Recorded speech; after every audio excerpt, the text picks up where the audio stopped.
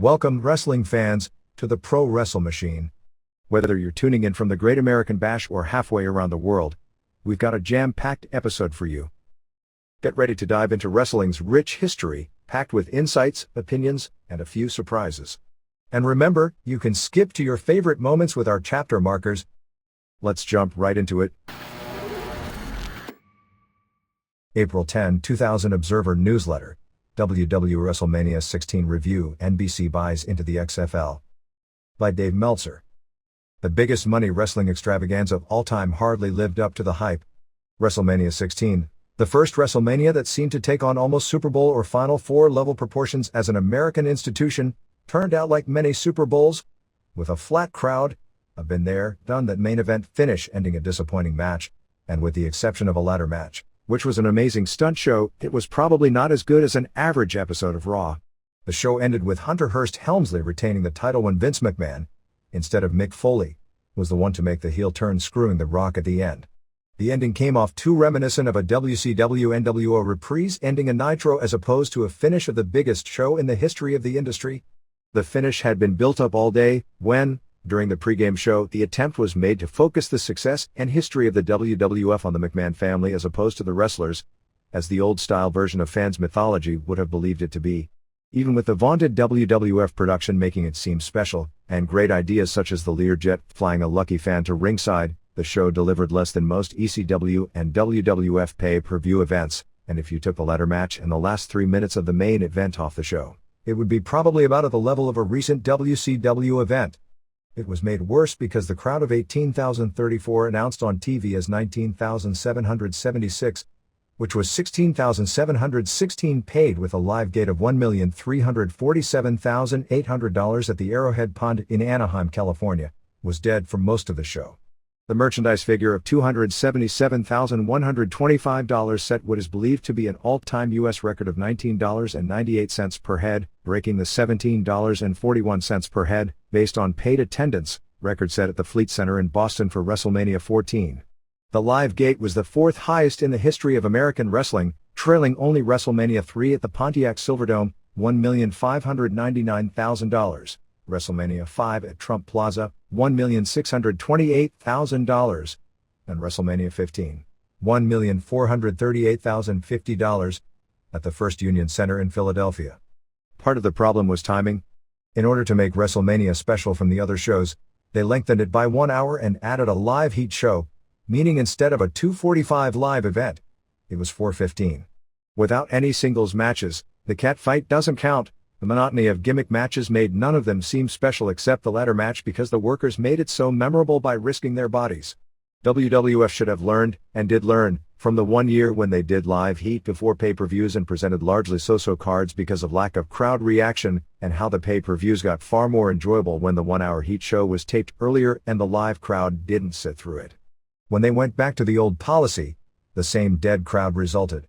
Lengthening the show caused them to add time by giving the guys more time in the ring. Unfortunately, even the ladder match would have been better if it was 5 minutes shorter, and the main event was a good 10 to 15 minutes too long. The ladder match, which was more a collection of setup spots, some of which were spectacular and insane, and Jeff Hardy attempts to yet further raise the bar in an industry headed for some dangerous repercussions, was the show stealer.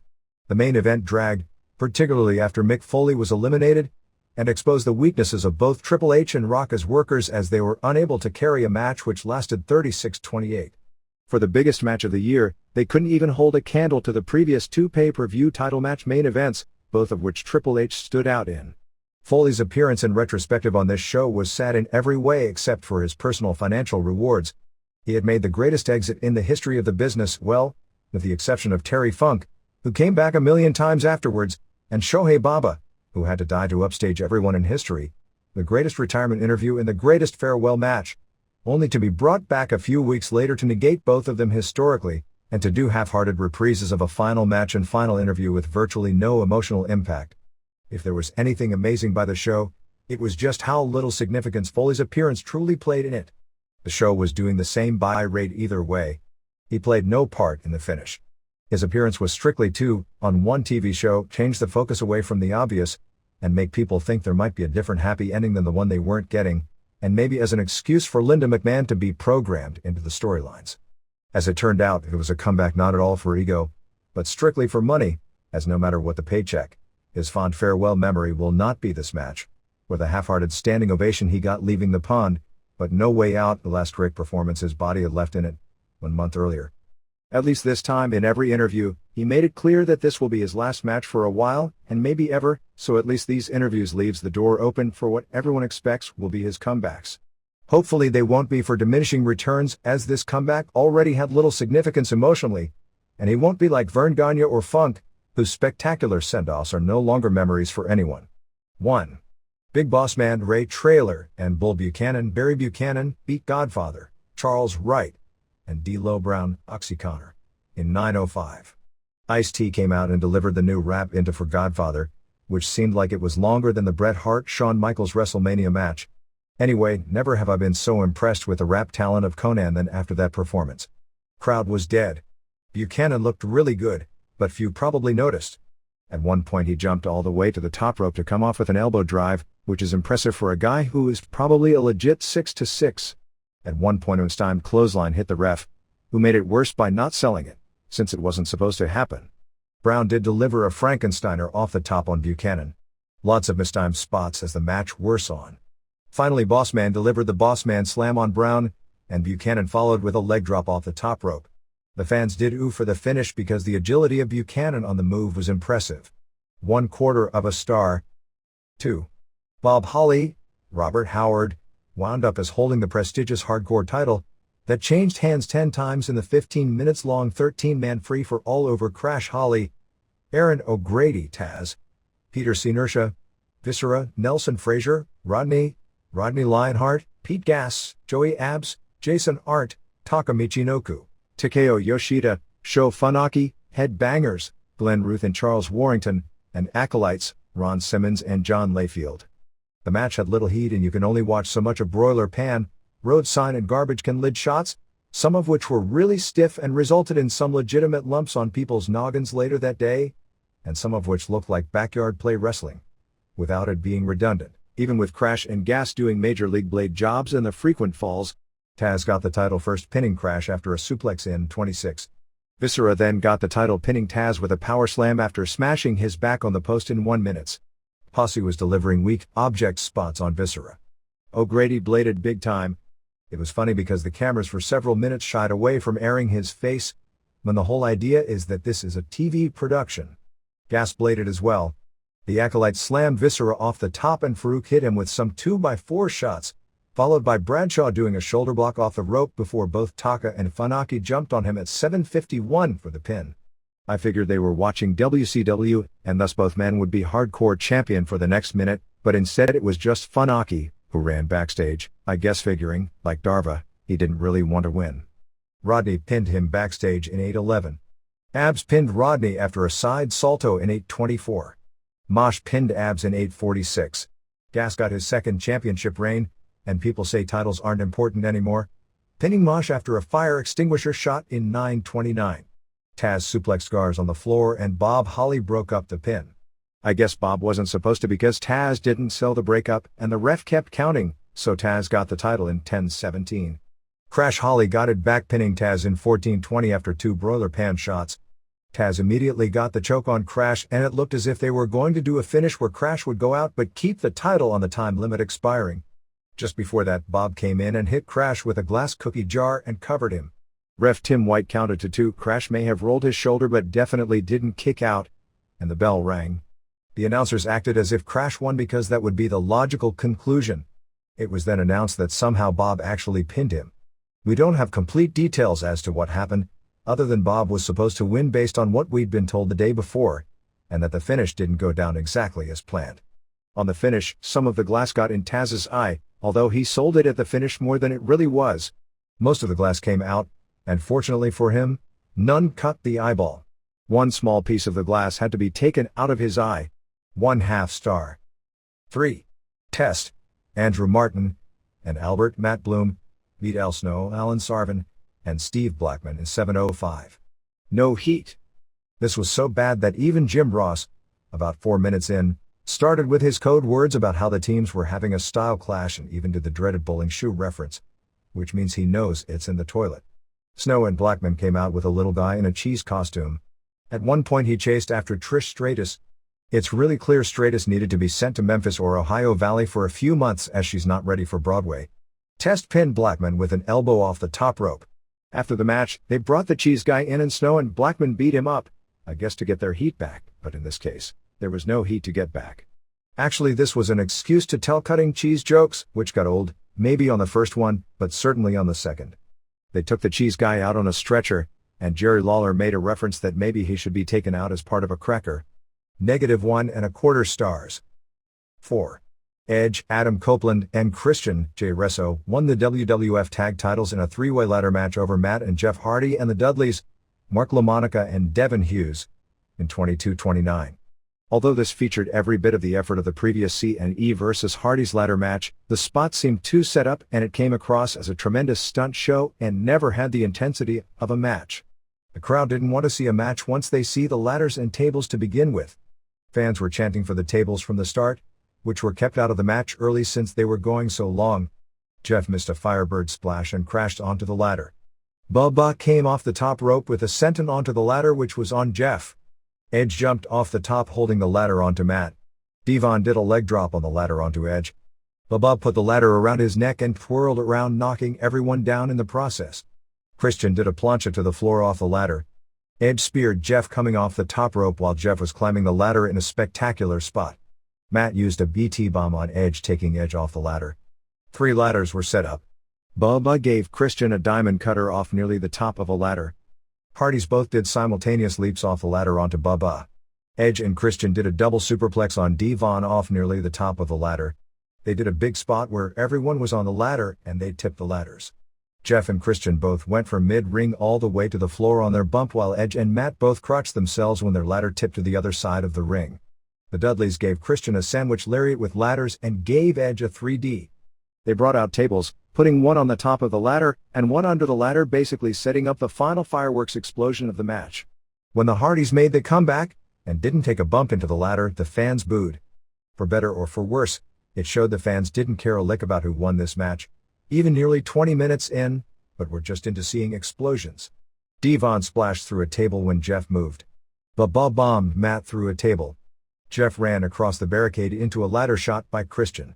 Bubba brought out a 13-foot ladder, the others looked to be around 8 feet, and put it in the entranceway area. It wound up with the spot of the show where Jeff came from the top of the ladder with a swanton onto Bubba through a table. Christian and Matt climbed the ladder and brawled on the table. It wasn't sturdy and they were afraid to stand up, so the brawling with scared guys on their knees kind of took the edge of the finish. Edge climbed up and Matt took a bump through the last standing table and Edge and Christian grabbed the belts. You can't fault the effort, which was tremendous from all 6. At times, particularly toward the finish, the match dragged because of long setup times for spots. It is what wrestling is becoming, so by that standard it was an excellent match, even if it didn't get excellent heat or build much, but in a business that probably needs to tone down before things get worse, this being the example of an excellent match is only going to make things escalate. 4 stars. 5. Terry Boatwright beat Cat Stacey Carter in 2:25 in a match where the object was to throw the opponent out of the ring. It was a tanda spectacle that delivered Terry in a flesh-colored G-string after the match. Moolah and Mae Young were at ringside and Val Venus was ref. Ross said ahead of time the match shouldn't be rated on the star system. It's one of those deals that if it worked, fine. But it didn't, as the crowd was quiet and actually booed the ending. Basically Terry was thrown out of the ring twice but Venus missed it. On the second time Moolah threw Terry back in, as Mae was trying to sexually molest Venus, and Moolah threw Cat out and Venus signaled for the bell. Cat pantsed Terry after. -1 star. 6. Too Cool, Brian Lawler and Scott Taylor and China Johnny Lauer beat Dean Malenko, Dean Simon, and Perry Saturn, Perry Sotelo and Eddie Guerrero in 9:38. It was a better than average match. The focus was put on China and Guerrero. All the radicals had to sell for some lame-looking offense by China. China did an impressive handspring elbow into the corner on Malenko and another on Saturn, and a double low blow spot. While doing this, she ripped her pants on the side and they started falling. The poor woman was having to reverse a powerbomb into a powerbomb of her own while trying to keep her pants from falling down, so it wasn't a very smooth powerbomb. They went right to the finish where China went for a press slam, although Guerrero didn't get himself high enough to make the move work. and a reverse DDT-like move for the pin. 2.5 stars. 7. Chris Benoit ended up as IC champ and Chris Jericho, Chris Irvine, as European champ in 2 three-way matches where double champ Kurt Angle lost both belts without getting pinned in 13:35. This was technically the best wrestling on the show, and didn't have much heat. But the wrestling from all three was well below the standard you'd expect from them. I don't know if it was nerves, or a reaction to the dead crowd, and it was good, but you'd expect great in this setting. First fall saw Benoit pin Jericho after a diving headbutt in 7:54 to win the IC belt. The IC belt should have been the second fall, because the European title is traditionally considered a joke, so the emotional climax had already taken place, and they still had to go out there. Because the European belt doesn't mean much, when the match picked up, it just didn't seem important. They did some big moves, including Angle missing a Kenta Kobashi-style moonsault and Jericho putting him in the walls, but Benoit saved. Jericho did a double bomb on Angle, and Benoit followed with a rolling German suplex on Jericho and a dragon suplex. Tim White got bumped. Benoit used the crossface on Jericho, who was tapping like crazy, thereby signaling that he was going over. Jericho put the walls on Benoit, but Angle hit him with the belt, but Benoit saved Jericho. Benoit then missed the diving headbutt on Jericho, and Jericho hit the K-Brata for the pin in 5:41. 2.75 stars. 8. Kane, Glenn Jacobs, and Rikishi Fatu Solifafatu Jr., beat Road Dogg Brian James, and X-Pac, Sean Waltman, in 4:16. This match was basically rushed, I guess so they could hurry up and do their Pete Rose joke. Pretty much before it built to anything, Rikishi rubbed his butt in Tori's face and Kane pinned X-Pac after a tombstone. After the match at Chicken, the same gimmick Rose used last year, they spent the entire show building up the idea that Rose was returning for revenge on Kane, got in the ring and danced with Too Cool and Rikishi while Kane watched. Kane then went after the Chicken, making sure he didn't interrupt the dance number, and was about to choke slam him when Rose showed up with a baseball bat. Rikishi stopped him and grabbed the bat while Kane choke slammed him. Rikishi then rubbed his butt nowhere near the approximate vicinity of Rose's face. 1 star. 9. Hunter Hearst Helmsley retained the WWF title in the four-way over Mick Foley, Rock, Dwayne Johnson, and Big Show, Paul White in 36:28 of the match with a McMahon family member in every corner. Show dominated everyone early, a clear sign he was going out first. He was out by 4:41, when Foley hit Show with a chair and Rock pinned him after a rock bottom. Foley may have injured his shoulder as Show fell backwards on him with a splash. The match actually stopped for nearly 2:30 as they did histrionics based on Show being eliminated. Rock and Foley doubled on Triple H until Rock accidentally hit Foley with the bell when Triple H moved. Triple H was beating on both until Foley came back with a 2x4 in barbed wire and then used a double-arm DDT and Socko Claw on Triple H. Rock laid out Triple H with the belt, but Foley set up the claw and put it on Rock. It was amazing to see how quickly the fans turned on Foley, which made it clear Rock had to be the face there at the end, which is clearly what the spot was designed to do. Triple H used a double low blow. Fans did believe when Foley used a double-arm DDT on Rock that Rock actually might lose. Triple H put Rock on the Spanish announcer's table. Foley went for a plancha off the middle ropes onto the table on Rock, but landed short, and may have broken his ribs. The table was supposed to break, and Triple H went into panic mode and kept trying to break the table, which finally collapsed but didn't break. Triple H delivered a pedigree to Foley, who kicked out. Triple H knocked down ref Earl Hebner and did a pedigree on a chair for the pin in 1941. The fans gave Foley a half-hearted standing ovation as he left. It was an attempt to replay the same scene from last month. It looked like a pale imitation. As the match continued, Rock hit Triple H with barbed wire, but he kicked out. They brawled to the back. Rock suplexed Triple H on the floor by the entryway. Rock picked up the steps and Triple H hit the steps with a chair, knocking Rock down and hitting the steps with more chairs. He pile-drove Rock on the steps. Ross was overreacting with a stop-the-match scream after the move that the crowd didn't even pop for. Rock came back, flipping Triple H over the top rope and put him through the English-language table. Vince threw the killer punch on Triple H. Shane jumped Vince and hit him with a TV monitor. Vince bladed. The crowd wasn't popping for any of this and the match was dragging. He came back with some really atrocious-looking punches, but Shane stopped him with a low blow and a chair shot. Vince bladed a second time because he didn't get much blood the first time. Pat Patterson and Gerald Briscoe carried Vince out. Ross was exclaiming how Vince was losing blood by the court, which made him look bad since Gas and Crash in the hardcore match bled 5 times as much, as Gas ended up needing 10 stitches. Triple H hit Rock with a barbed wire board and set up the pedigree, but Rock catapulted him into Shane and hit the rock bottom. Vince came back and hit Shane with a low blow and a terrible punch that Shane sold like he was Derek Dukes taking a dive for Mark Gastineau. Vince entered the ring with a chair and turned on Rock. Rock kicked out of the first pin, but after a second chair shot, Triple H got the pin. After the match, Vince, who guaranteed earlier in the show to make things right, which is where a lot of people figured out the turn, hugged Stephanie. Rock made his comeback to end the show doing a rock bottom on Shane. Vince, who mistimed his jump and tried to overcompensate and may have hurt himself, and Stephanie, who in her first major pro bump, showed she was a better worker than Rikishi and both Harris twins, before laying out Stephanie with the people's elbow. 3 stars. The odds of success of the XFL increased greatly this past week with the announcement of the deal where NBC would become 50% owner of the league and broadcast the games every Saturday night from February through April from 8 to 11 p.m. Eastern Time. In the deal, NBC and WWFE would each share half of the startup costs for the league, estimated at about $100 million. NBC would provide the time slot. The TV advertising revenue, instead of going to NBC as it would for any other sports or entertainment package, would go to the XFL, which basically means half NBC and half WWFE. In addition, NBC purchased 2.3 million shares of WWFE at $13 a share, roughly a 30% discount as to what the stock was trading for at the time, meaning it owns approximately 3% of the stock, of which another 17% is owned by the public through the IPO and the other 80% is owned by the McMahon family and whatever major star wrestlers will be given stock free, as opposed to being given the right to purchase the stock for $17 in 2 years as part of a deal if they don't leave the company. The move was somewhat shocking since NBC had just backed out of a similar deal with Time Warner when both sides cited there was no way to financially make the league work. Dick Ebersol, who put the deal together with McMahon and has a business relationship dating back to being co-owners of the NBC Saturday Night Main Event shows in the 80s, claimed the model they are working on indicate the league would be profitable by its 3rd season. He indicated that it gets NBC into the football business with only an $80 million outlay, $50 million for its share of the startup costs of the league and the $30 million it paid for WWFE stock, a tremendously low figure, with no future rights fees having to be negotiated in the future, as compared with a $1 billion NFL deal where the networks consider their football package as a loss leader in many cases. Ebersol is somewhat under the gun for his success at NBC Sports these days because of the NBA's strong ratings decline.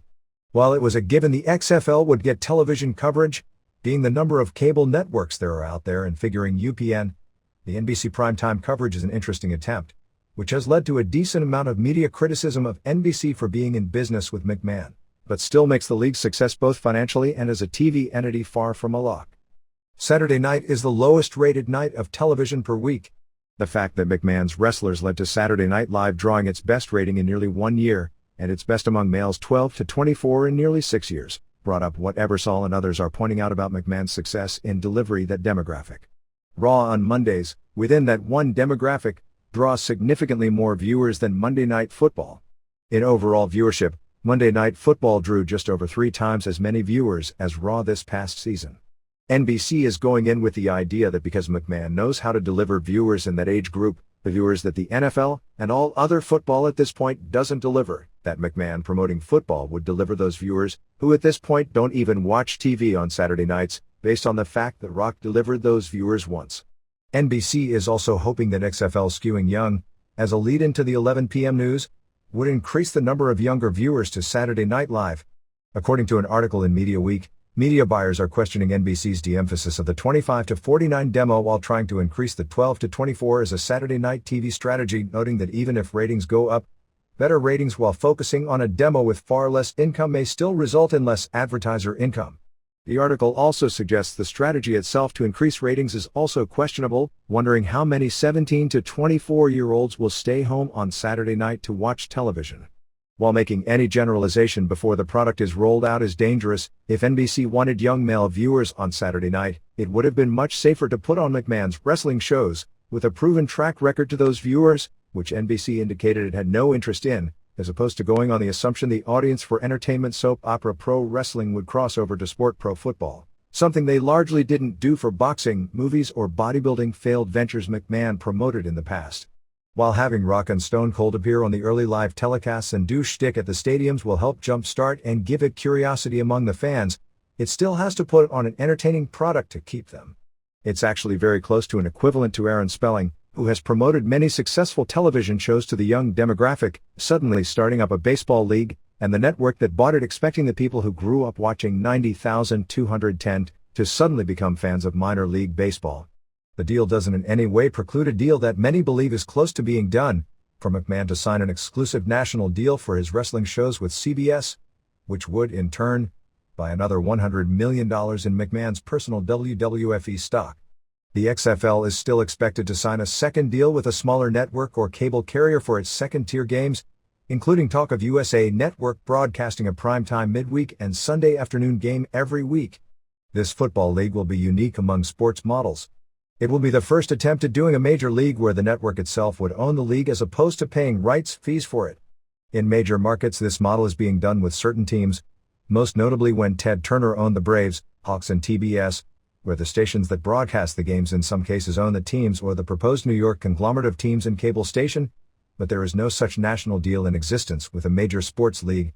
Turner tried to create his own Olympics and non-Olympic years, the Goodwill Games, which was a financial failure of epic proportions. NBC's involvement has to end speculation that the games would eventually be worked and stars created in the manner they are in pro wrestling, because while WWF can survive such a scandal, NBC can't. However, it doesn't preclude, with no individual ownership of teams, also almost unique in the major sports world, there is a soccer league where the league itself owns many of the teams and the WNBA is owned by the NBA, that the rosters can't be manipulated to give the major market teams a competitive advantage. If major market teams do well and this catches on, it should help the ratings, particularly in the playoffs. Ebersol was actually asked about this at the press conference and reacted as if the question was an insult, but when working with the WWF, it becomes a very logical question. One of the complaints about the NFL is that the league has become so well balanced and teams on top 1 year don't last, that there are fewer marquee teams than in the past, which has led to lower Monday Night Football ratings, which in the past were based on marquee team matchups. Actually, the lower ratings are probably even more to do with competition from 100 stations in a market as opposed to 20 in the past, plus the Monday Night Wrestling boom is a factor. The NBA's mid-80s and early 90s popularity boom was built around the Boston Celtics, Chicago Bulls, and Los Angeles Lakers, who dominated the network broadcasts of the league, and has declined greatly without the same caliber of marquee drawing power teams. In a sport where the shelf life of players is small due to injuries, it will survive based partially on local community involvement with the local team. NBC had been drawing a 5.6 rating for its Saturday night lineup, and Ebersol said they are making a conservative projection that the football would draw a 4.5, but with a younger skewing demographic. If they do get the demographic that the wrestling gets, they will be a success among advertisers, which means the league will probably make it. WWF draws one of the demos advertisers covet most, but still doesn't quite earn in advertising revenue what it could for what it delivers, because many blue-chip advertisers don't want an association with wrestling because of its negative connotations to many. The question is, can the XFL deliver a weekly audience of WWF fans, as opposed to simply the diehard football fans who will watch anything, on a night when one would think it would be so difficult to draw those viewers that all the networks have for the most part given up on them in the first place? If it doesn't draw the former, it won't be a success.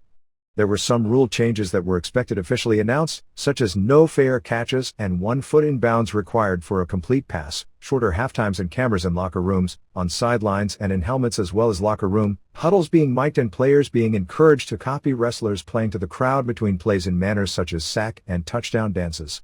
The Saturday night games start on February 3, 2001 and continue through the first championship game set for April 21. While many comparisons have been made to the old AFL in the 60s, particularly after the NBC announcement, since the AFL broadcast and really made by NBC and eventually merged with the NFL and thus was a huge success, people who romanticize about the comparison miss several basic historical points. There is far more sports competition today, but far more of an appetite for sports and televised sports, but also more successful sports. There is more competition, but it is still easier to make a sports league a success. The AFL in its infancy consisted of former NFL players who couldn't make the grade, some of whom, like George Blanda, lasted more than 15 years and ended up in the Hall of Fame after he was believed to have been washed up by the NFL, and in the early years, college players that the NFL didn't want and had high-scoring games with bad defense, setting impressive statistical records that stood up for decades. But the league was not a success at the time. At the time, both leagues kept their salary structures low, and the AFL was a huge money loser and actually in those early years considered a joke, a stigma it never fully erased until 1969 when an AFL team won the Super Bowl for the first time in a giant upset. The reason the AFL succeeded was long before that game. It gained a lot of publicity when it started outbidding the NFL for some top college players. Most notable was the record offer Joe Namath, who was the quarterback of that famous game, received coming out of college, and then started offering huge, by the standard of the time, money contracts going after the NFL's biggest stars. The AFL signed John Brody for an unheard of at the time figure and set its sights on more marquee quarterbacks. Rather than let the bidding war escalate for stars and the main NFL franchises lose their franchise quarterbacks because they didn't want to actually spend big money to keep big them, the NFL allowed the AFL to become part of the league in 1966, which set up the first Super Bowl, and that was how that league succeeded, and not because it had high-scoring Wilder games, because during the early 60s romantic AFL period the league lost its ass and didn't draw. Where the XFL model differed from the Time Warner NBC model that was dropped is that the XFL plans on keeping salaries low, supposedly in the $50,000 to $100,000 range, and not compete with the NFL for talent, which did in leagues like the USFL, which had network television coverage on ABC and was a financial failure of gigantic proportions, the WFL, which had network coverage and failed just as badly, the Wolf, which had national coverage on ABC as well, although not in prime time, and played in the spring, so there was no direct competition with NFL and college football seasons, and had as high if not a higher caliber of play than the XFL, and also kept salaries low and was sponsored by the NFL, failed miserably in the United States just a few years ago. This isn't to say the XFL is doomed because others failed either, just that even with this deal, there are no guarantees. One can point to arena football, which draws well in some markets using players that aren't of top caliber in most cases, and doesn't pay the players well, as a model since it seems like it's doing okay. But it is far easier to draw 8,000 or 12,000 fans in a 16,000-seat arena and look impressive than what even drawing 25,000 people will look like in a 70,000-seat stadium.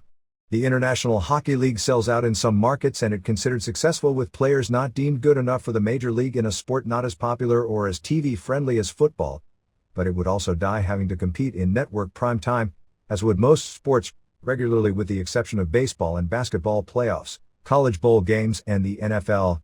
Most arena league teams don't make money even with TV rights fees both nationally and locally, and the profit seems to be in the selling of the franchises.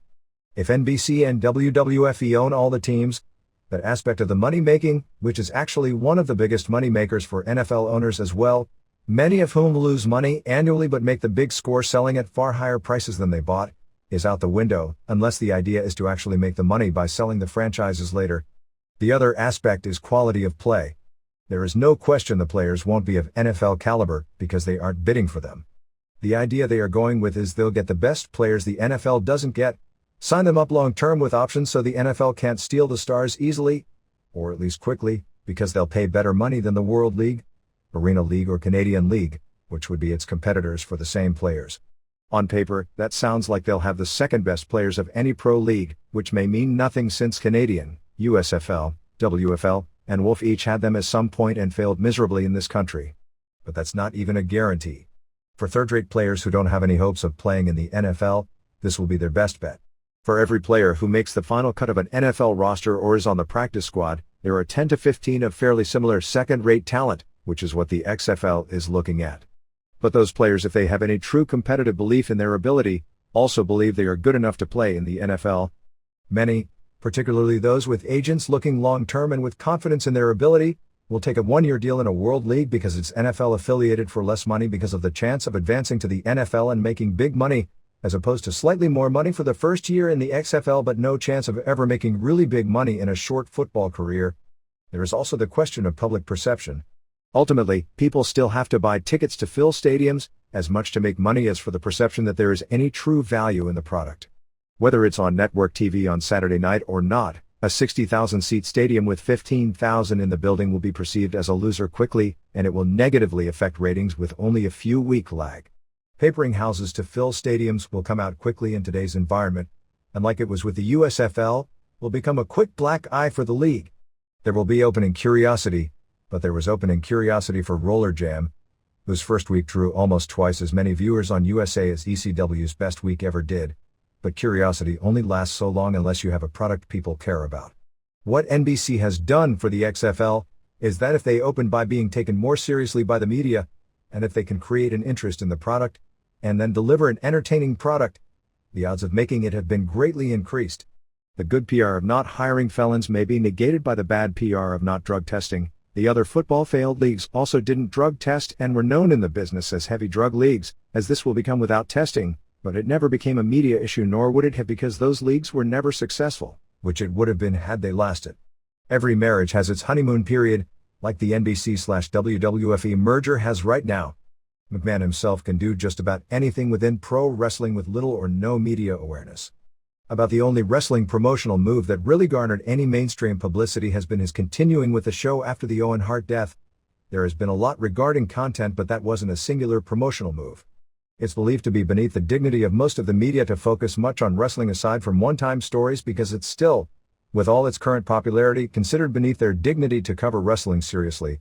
That will not happen in football, particularly if it shows signs of being a success, and particularly because the NFL has tremendous media advantages and will be quick to fuel the negativity if this becomes a viable entity. If something like this were to happen, such as the aftermath as the Hart death, even in wrestling at this point, it would no longer be a minor media story. It would be a huge black eye, not just on McMahon, who, quite frankly, has proven he can take it, but on NBC, which may not be nearly as willing. Vince Russo was on WCW Live on March 28. He said that on January 14, Bill Bush told him the company wanted to focus less on ratings and entertainment and more on wrestling. He didn't agree, refused to work as part of a committee, and told Bush he was hired for his style of writing. He said they presented the idea of Tank Abbott winning the title on the sold-out pay-per-view show, where he would first win a battle royal and then beat Sid Vicious. When he found out on 2 days before the show that Bret Hart was going to miss the show, he claimed he and Bush were so far apart that he knew the idea would be rejected and it didn't matter. He said he wants Conan and Shane Douglas back, and said they did the right thing by standing up to Bush, and said Douglas was an impact player who could make a difference. There are things being done to get Douglas back, but the WCW legal department at this point is a roadblock because of Douglas' behavior dealing with the department and his threatening a lawsuit. He claimed he boosted ratings from 2.5 to 3.5 in 12 weeks. He simply can't make an honest claim that he boosted ratings for Nitro. Ratings dropped every month he was on the job until January, and that was illusory growth caused by the show cutting to 2 hours and NFL season ending. The first week Russo wrote television, the rating was a 3.30 and the average for that month was 3.08. It is true that an absolutely horrible lame duck show written by Nash the week earlier did a 2.61, but that was a one-week aberration as the show was averaging much higher numbers than that. The average rating in September, the month before he took over, was a 3.38.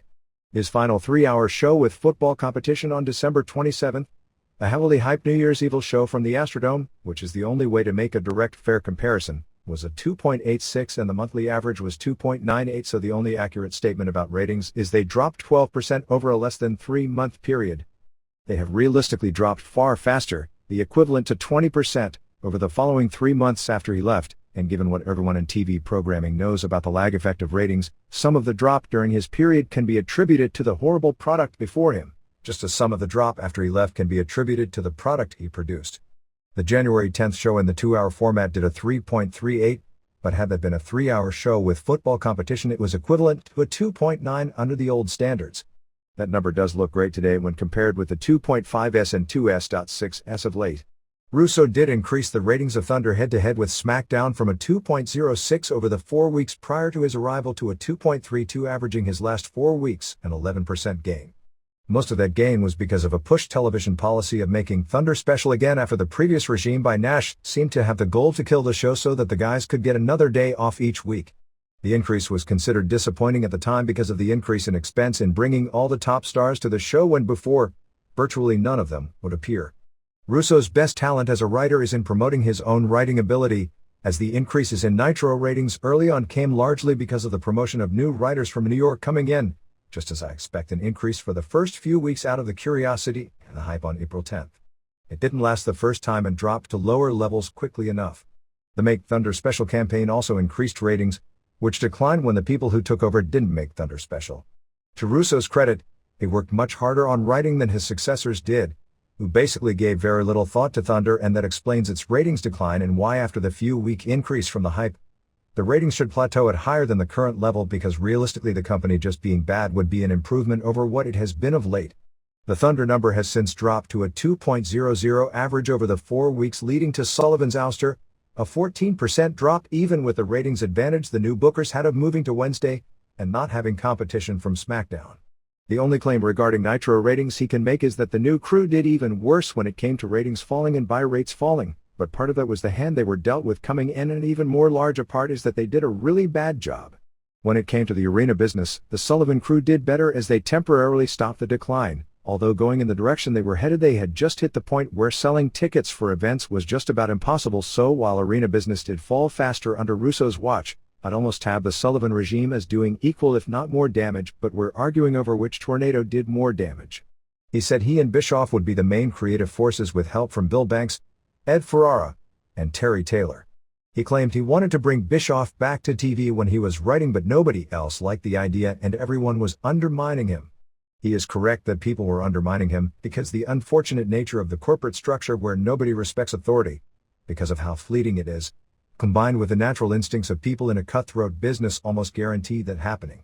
If he even gets a short honeymoon period, after that, it is guaranteed to happen again. He claimed he made no mistakes at all creatively in his first tenure as booker. He said the NWO needs to be brought back and made a big impact with Bischoff. He said he plans on rebuilding the cruiserweight division, like he did when he was there before, and adding more personality to the wrestlers. He claimed WWF turned it around in the ratings when DX went to the WCW arena with a rocket launcher.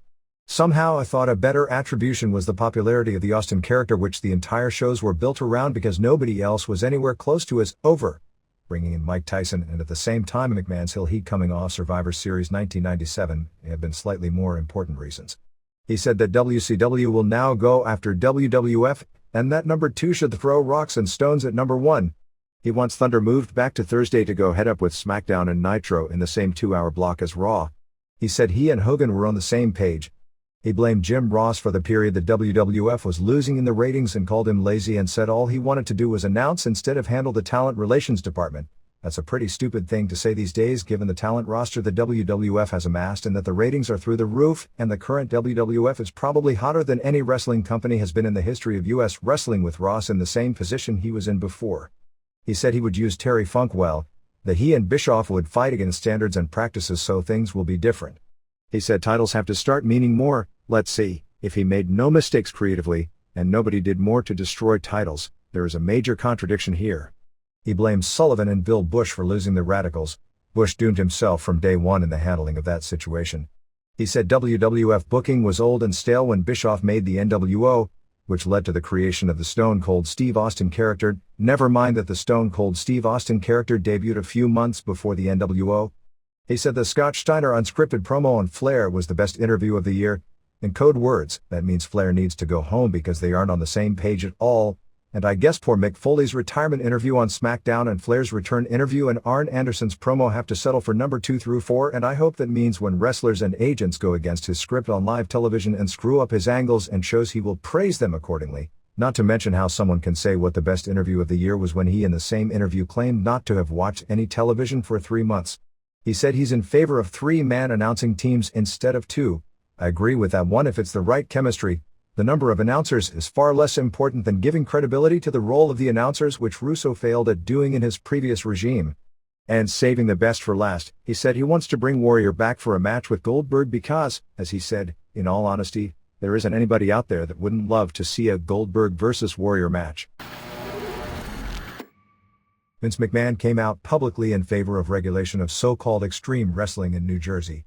Assembly Minority Leader Joseph Doria, who is also the mayor of Bayonne, was originally going to introduce a bill on March 27 that would ban anyone under the age of 19 from attending the shows and would allow local communities to ban the shows completely if they so desired, but wording as to what exactly constitutes extreme wrestling and First Amendment concerns as well as the legislature shutting down will keep the bill from being finalized and introduced until May.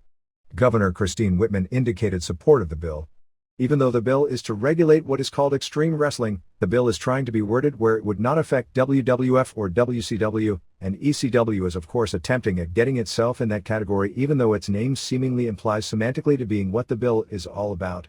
We want nothing to do with them. Promotions such as Jersey All Pro Wrestling, whose shows in Bayonne that Doria was unable to shut down prompted this issue, and ironically which, in a few weeks is featuring many WWF stars as part of an autograph show in conjunction with its next major show, said Steve Carl of ECW to Strictly ECW.com.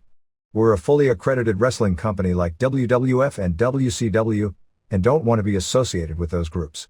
Extreme Wrestling, in the AP article attempting to differentiate it from pro wrestling, stated that extreme wrestling attempts to draw blood and cause bodily injury resulting in maiming one's opponent, whatever that is meant to mean. McMahon stated, extreme wrestling is a profoundly disturbing trend which has no other objective but to cause serious injury to an opponent in an effort to annihilate them. We share the governor's concern that young people could be exposed to such a horrible spectacle as extreme wrestling. Extreme wrestling has no relation whatsoever to World Wrestling Federation's entertainment programming and the bill differentiates it as such. At the WWF, every effort is made by the athletes who are trained professionals, unlike the local amateurs of extreme wrestling, not to cause harm to themselves or their opponent in our ongoing weekly action-adventure series. I support regulation as long as it's fair, said ECW owner Paul Heyman, whose company is expected to be bypassed by the bill as well, even with the name being a bullseye. It's a necessary evil, as without it you have people who are unqualified participating and someone may drop dead in the ring. It's too dangerous in today's environment not to have regulation. A fair commission is to the benefit of the promoter, wrestler, and consumer. To show the lawmakers have studied the issue thoroughly, the difference between the category of pro wrestling and extreme wrestling seems to be this: if you pretend to hit your foe and he spews fake blood, it's pro and it's legal. If you actually hit your foe and the red spray from his face is real blood, it's extreme and it would be illegal.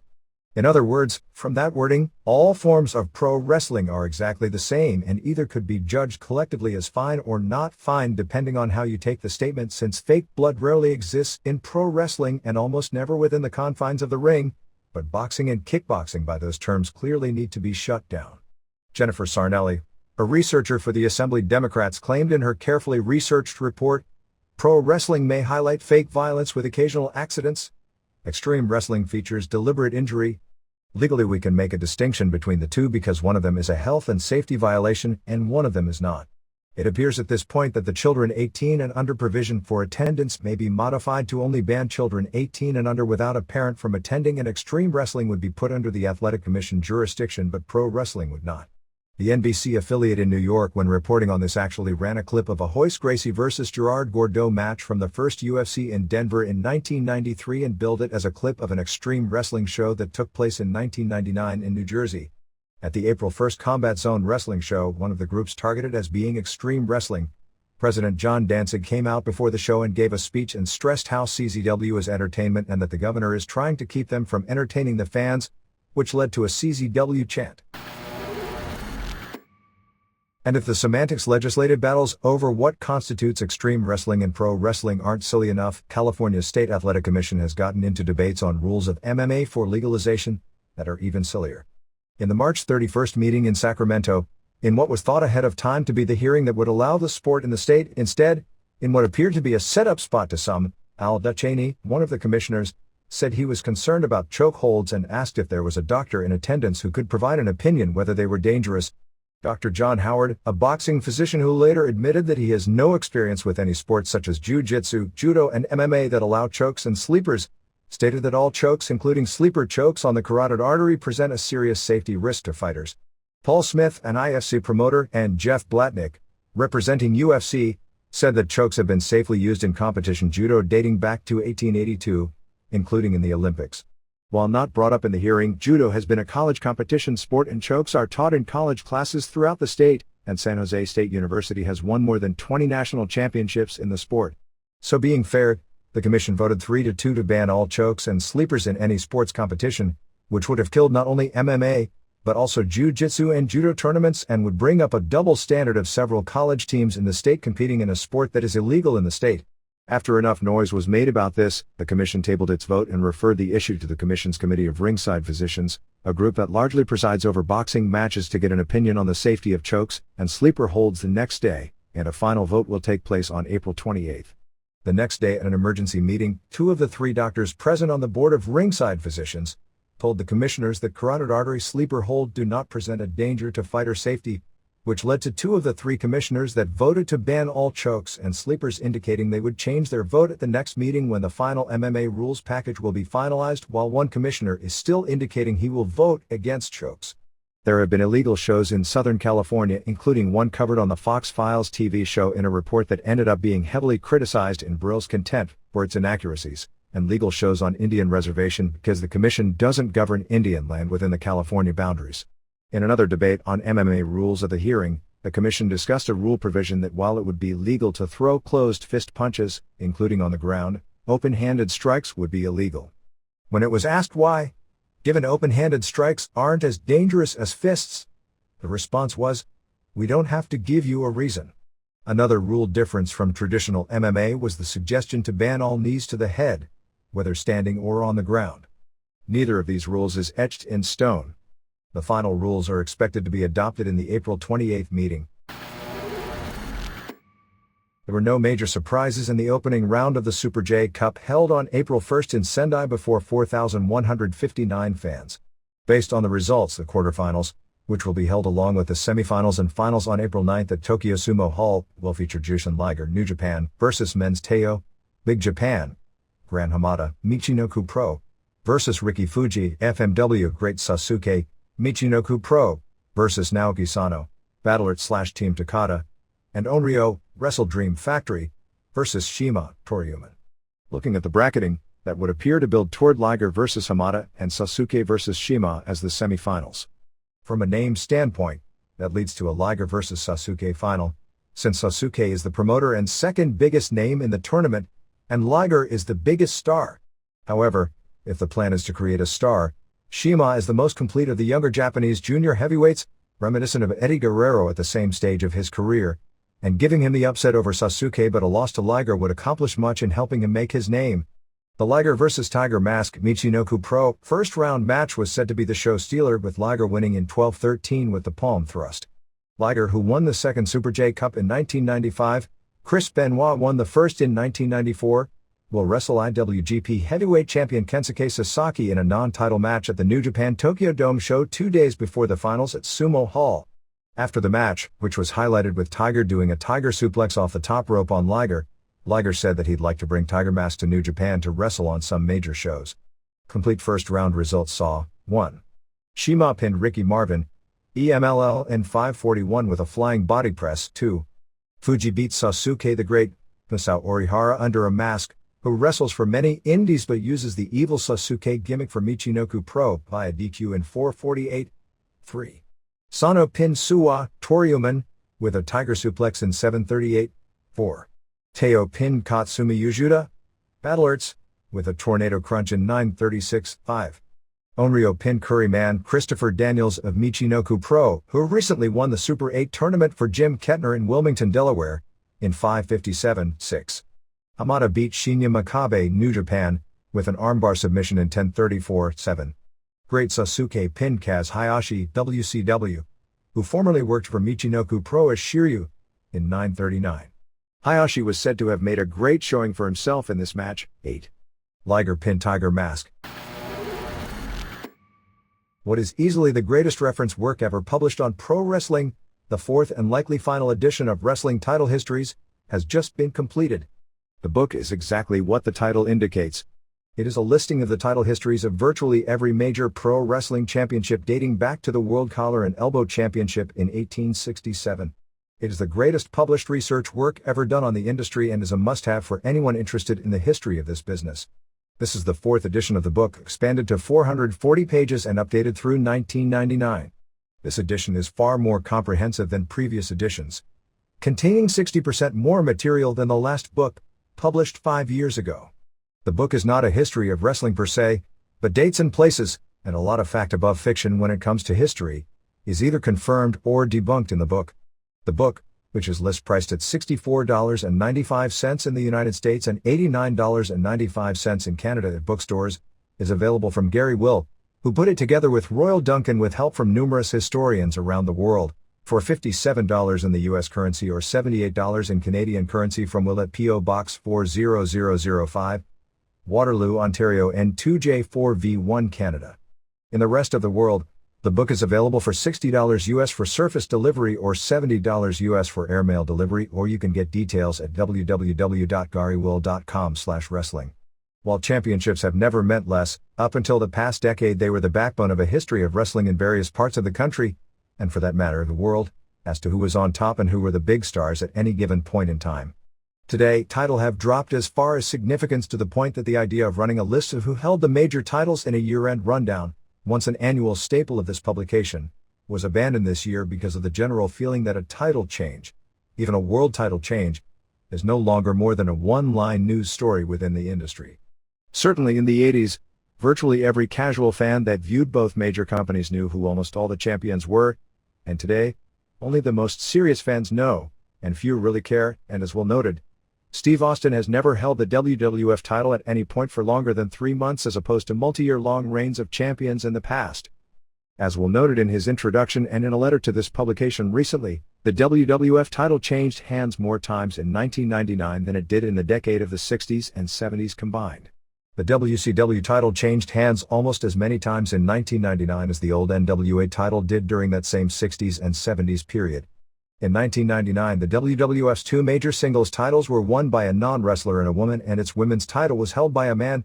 WCW's Cruiserweight title was held by a woman and a television writer, and its TV title was decided, in storyline fashion, by the man doing the garbage finding the belt in the trash can.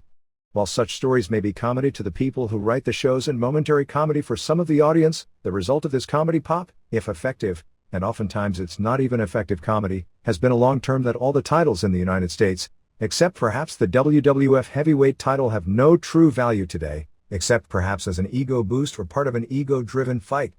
In the world, the All Japan Triple Crown belongs on the list as far as importance to the company more than any other. I'd argue the WWF being of more significance even though it's not treated as such simply because of how much money is at stake in that company, and possibly the IWGP heavyweight title, but even that is marginal. Some would argue the ECW title. It's an argument I disagree with, even though ECW does the best job of presenting its titles as important in its storylines and protecting the champions, but to the average fan they're still considered minor league and thus not important.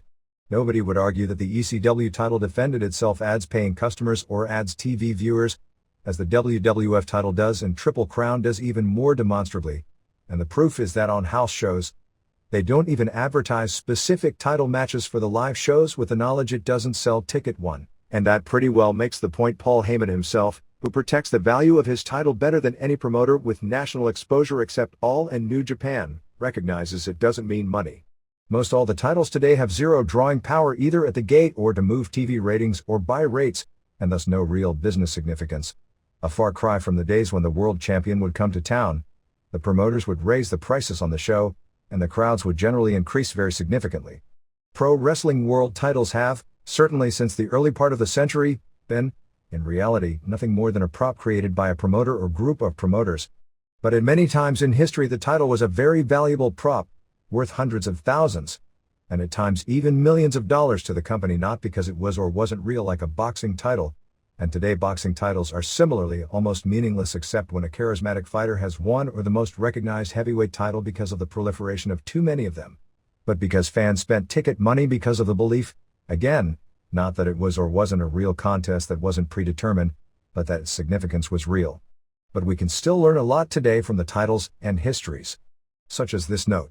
With the exception of Chris Benoit's one-day reign, which isn't even recognized by WCW, last time a wrestler under the age of 39 held the WCW title was Bill Goldberg in late 1998. With the exception of Goldberg and Paul White, for 4 months in 1996, you'd have to go back to Sting in 1993, when he was 34 years old, for the last WCW champion who was under 35, or a total of 31 of the last 34 title changes, which is part of where the perception of the company and product that is killing it today does come from. In contrast, with the exception of the Vince McMahon gimmick, the last 40-year-old WWF champ was Bret Hart, 40 at the time, 21 switches ago. Before that, for a 40-year-old WWF champ you'd have to go back to Bob Backlund's 3-day transitional reign in 1994 and Ric Flair's 2 reigns in 1992. Hulk Hogan was 2 months shy of his 40th birthday the last time he lost the WWF title. Due to a delay at Nielsen, the April 3rd ratings weren't available at press time. SmackDown on March 30th leading into WrestleMania had its most impressive rating ever with a 5.32 rating and 8.4 share. It is actually the second highest SmackDown in history, as on January 27th it did a 5.43, but that was head-to-head with the President's State of the Union address on all the major networks, though there was zero entertainment competition. Thunder on March 29th drew a 2.05 rating and 3.3 share. The audience peaked with a 2.67 at the open of the show due to a strong lead-in from Ripley's Believe It or Not, and declined throughout the show with the Wall vs. Vampiro main event ending at a 1.6. Weekend ratings saw everybody down huge, which on April 2nd can be blamed on WrestleMania, but there is no explanation for April 1st. Livewire did a 1.3, Superstars did a 1.3, and Sunday Night Heat, going head-up against the 12-hour, did what is believed to be its record low 2.07 rating. WCW Saturday Night fell below 1 million homes for one of the few times in the past 15 years, 921,000, setting its all-time record low with a 1.16 rating, making it the lowest-rated show on TBS from Family Ties at 7:30 a.m. that day, which did a 1.21 until The Man Who Shot Liberty Valance, which started at 1 a.m. ECW on TNN on March 31st, rebounded from 2 low weeks to a 1.11 rating and a 1.9 share. Roller Jam that followed did an 0.67. The March 28th 3-hour triple_A/EMLL block on Galavision drew a 1.6 Hispanic rating, which was a 3.2 rating among the prime young male demographic. Mexico. According to an article in the March 29th La Afición, Pero Aguayo may be working until December, and apparently there is talk of sending him back on the road on EMLL shows. The article even stated Aguayo is thinking of going back to Japan. Should we be surprised at this point? National Public Radio in the U.S. on March 29th ran a story about Lucha Libre, mainly comparing that wrestling is doing so well in the U.S. right now but is struggling in Mexico. They blamed it on the 1994 economic crisis, which is a valid point, and television overexposure of the product, which wouldn't be because there is far more wrestling available on TV in the U.S. and Japan than in Mexico. The story never mentioned that some of the biggest draws and best performers, because of the economy, had left for more lucrative U.S. contracts. The story also went over the basic history of Lucha Libre, the importance of the masks, and how they are starting to incorporate U.S. theatrics such as entrance music. From going to so many AAA house shows in the early 90s, they're far ahead of the Americans at the time in that aspect. Disco lights and fog machines for ring entrances. Pierre Roth was interviewed, saying he wants to retire when he turns 45 and talked about possibly running for mayor after wrestling. The March 31st Arena Mexico show saw Negro Casas and Emilio Charles Jr. and Tarzan Boy win a non-title match over CMLL Trios champs Blue Panther and Black Warrior and Dr. Wagner Jr. to set up a title match on April 7th. In an interview with La Afición, Lismark Sr. said that his cholesterol level is still dangerously high and he may have to retire. At one point not all that long ago his career was considered over due to heart problems. After a lot of discussion back and forth, the Distrito Federal Box y Lucha Commission did allow a mixed tag team match, man and woman versus man and woman, to take place within its jurisdiction.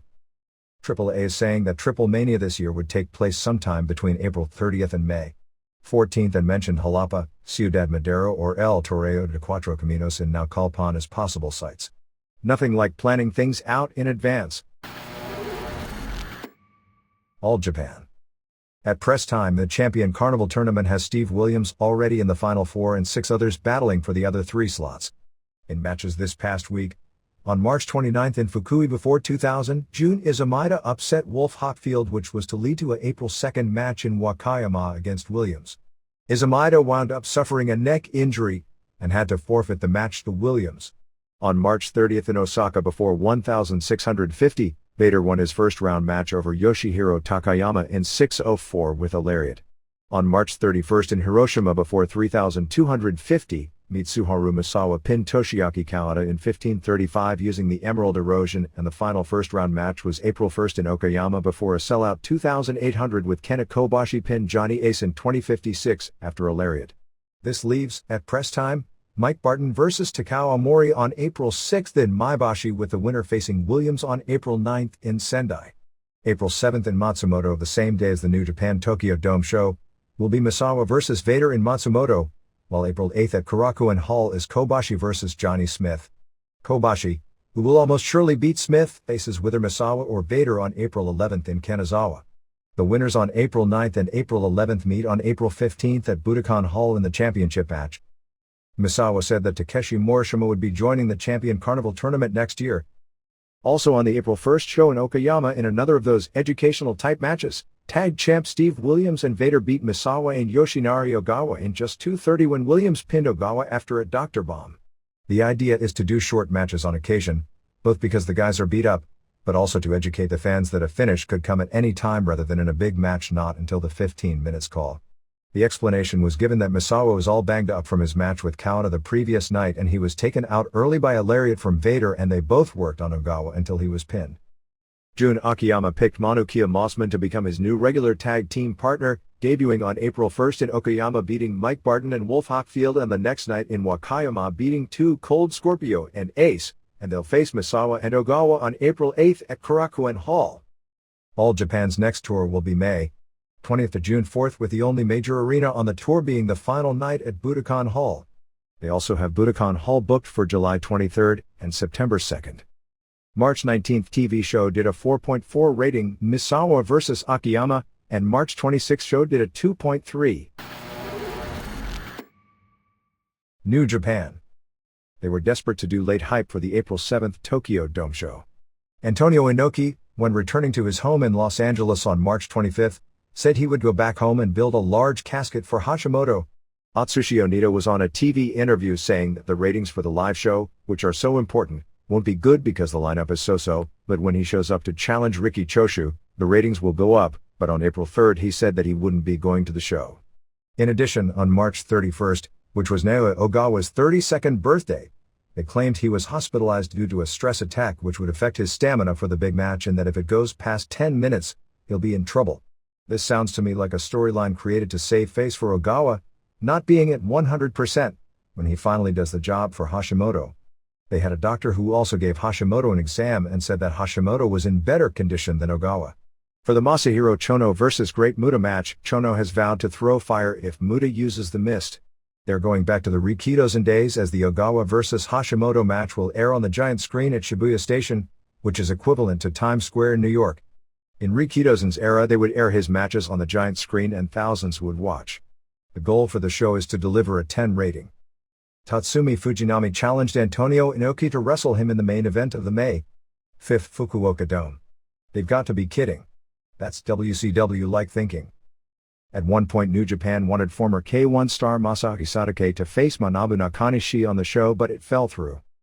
As part of the Great Muta WCW angle, Muta is saying he's returning to WCW to help save the company. March 18th TV show did a 2.4 rating and March 25th show did a 2.8. Other Japan notes.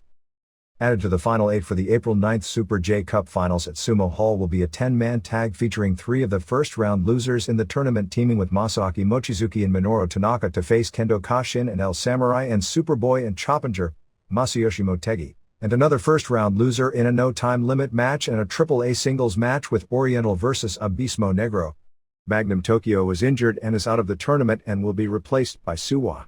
Antonio Pena will be at the show and given a platform with the big hardcore audience to promote his 5-show tour of Japan from July 5th to July 9th featuring more than 20 AAA wrestlers billed as Triple Mania 8 Japan Tour. The matches will be taped for airing on Televisa, which means they'll air in the US on Galavision on Tuesday, and are apparently also going to be taped for some sort of a Fox TV program. FMW ran 2 shows in Sapporo on April 3rd and April 4th, with the FMW vs. ECW Japan feud. The first night was a best-of-7 series of singles matches. It was tied at 3 apiece leading to Koto Fuyuki vs. H. Fuyuki had vowed to retire. Of course he lost a retirement match in November and being that he tries to model his booking after WWF, no stipulations are adhered to, if he lost. Finish saw a woman hit the ring and hit H with a high heel shoe leading to Fuyuki winning. The woman will end up as Chocoball Mukai's manager. Team ECW Japan consists of Crazy Boy from Mexico, Masato Tanaka, Mukai, Balls Mahoney, Tracy Smothers, Fuyuki and women's star Kyoko Inoue. The FMW house show on April 15 in Abuja was cancelled as it was very close to the area where the volcano exploded on March 31 and will be moved probably to September. They are doing an angle where on April 2nd H will be going to Hollywood to star in a movie called Backyard Dogs about a kid whose wrestling hero was Hayabusa and grew up doing backyard wrestling matches until finally turning pro and eventually wrestling Hayabusa, who will be played by H, who of course was the original Hayabusa. The movie will be filmed in April. FMW is also going to be having its wrestlers in Los Angeles from May 12th to May 14th. Mayumi Ozaki will present her own show on April 16th at ZEP Tokyo, headlined by herself and Sugar Sato and Carlos Amano and Chikeo Nagashima and Kaori Nakayama vs Chigusa Nagio and Dynamite Kansai and Sakura Hirota and Asia Kong and Kaoru. JWP presents its 8th anniversary show on April 9th at Korakuen Hall, which will feature the gimmick of singles matches with 2 counts used for pinfalls instead of 3, and a strange 40-minute series of singles matches that would all last 5 minutes continuing as part of teams and most falls win. The Combat Zone Wrestling vs. Big Japan feud begins April 5th in Nagoya with Jun Kasai and Ryuji Yamakawa and Tomoaki Honma facing Wife Beater, Injustice Pain, and Hardcore Nick Cage. Here and there. Shawn Michaels' final match took place on April 4th in San Antonio, a bunkhouse brawl against Venom where Michaels put up the TWF title, given to him by Justin Credible, who won it on the show 2 weeks earlier, and Venom put up the promotion that he'd won control of earlier. It was your basic weapons match, with cookie pans, crutches, garbage cans, a ladder, etc. Michaels delivered an elbow drop from off the top of a ladder, which was his only big bump of the match. Venom set up 2 tables on top of each other and they climbed a 12-foot stage, and Venom was hip-tossed off the stage through the tables. Venom came back using powder and a kendo stick before handcuffed Michaels to the top rope, and used the kendo stick until Michaels was bleeding and Venom got on the mic saying he was going to end his career. Shooter Schultz came out and suplexed Venom on a table, which didn't break. He tried it again, but again it didn't break. He freed Michaels, formed the handcuffs, and Michaels power slammed Venom through the table, which finally broke, and hit the superkick for the pin. Michaels then said since he won control of the promotion, the first thing he was doing was stripping himself of the title, and another belt that Michaels won that he never lost in the ring, and putting it up in a tournament in 2 weeks with Schultz, Venom, Vance Cade, and Sandman from ECW. Crowd popped for Sandman and Michaels got a standing ovation. Alex Merves on WrestlingObserver.com did a story with Mr. Mike Brannon, who wrestled for years as Dr. Red Roberts doing a psychologist gimmick, which was a shoot about why wrestlers seem to be unable to retire. He said, "There's a couple of different things at work there. I did my dissertation on pro wrestlers, and one of the most important things in a successful pro wrestler is their ability to play roles. Nothing else matches the ability to be involved in a fantasy world where you can be something not only that you're really not but also be something that you aspire to be. Not only can you become successful, but you can revel in the fact that you become that persona. Other areas of life just don't hold the same draw. The other thing besides the personal factors is that wrestling is a subgroup.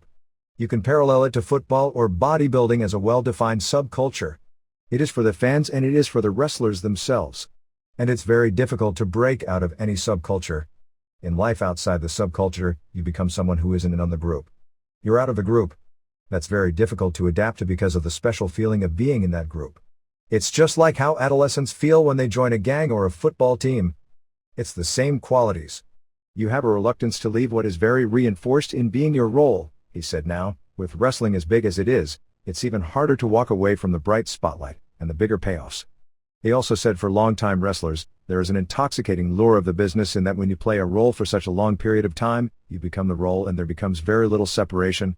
And he noted that in a court case years ago when Dusty Rhodes had to testify under oath, and he was testifying in character as if he really was Dusty Rhodes, he said that Flair and Hogan would find it hard to leave a role they've become so ingrained in. It defines who they are, so it's tough to back out. Jim Cornette will be promoted a 30th anniversary of pro wrestling at the Louisville Garden Show on June 23rd, bringing back some of the major names of Louisville wrestling along with some top current WWF stars. The Court TV Wrestling with Death documentary on April 3rd was to me a mixed tag. The beginning and end talked about legitimate wrestling issues and discussed them intelligently, interspersed with talking about some child murders where the defendant was a wrestling fan and used pro wrestling moves to kill the victim, but it got bogged down with a far too lengthy discussion of a juvenile murder in Yakima, Washington, in which a 12-year-old apparently killed his toddler cousin he was babysitting with a power bomb, and in the trial seemingly showed no remorse and admitted he meant to harm the toddler, and now in a juvenile detention center until the age of 18. Linda McMahon, who was described in a USA Today story on the show as cold and callous, tried to blame the parents for allowing a 12-year-old to babysit. But the segment dragged badly with details of the case, the family itself, and a background story and parents' reaction, leaving little time to examining wrestling. The star of the piece was wrestling announcer Chris Cruz, in saying that he'd tell any wrestling promoter who said that they don't market to children a liar to their face. They briefly touched on the death of Owen Hart, but even there nearly 1 year after the incident, Catherine Cryer described his ring entrance as coming out to huge fanfare, as they will haven't figured out the Blue Blazer was a heel that night. They showed lots of clips of backyard wrestling, but failed to make the case for its dangers, as the kids doing the pro moves seemed like they were mainly having fun. While one kid did admit to having a concussion from taking a move, the fact is, you could have done that piece on kids playing football in the street or even at the high school level and found injuries.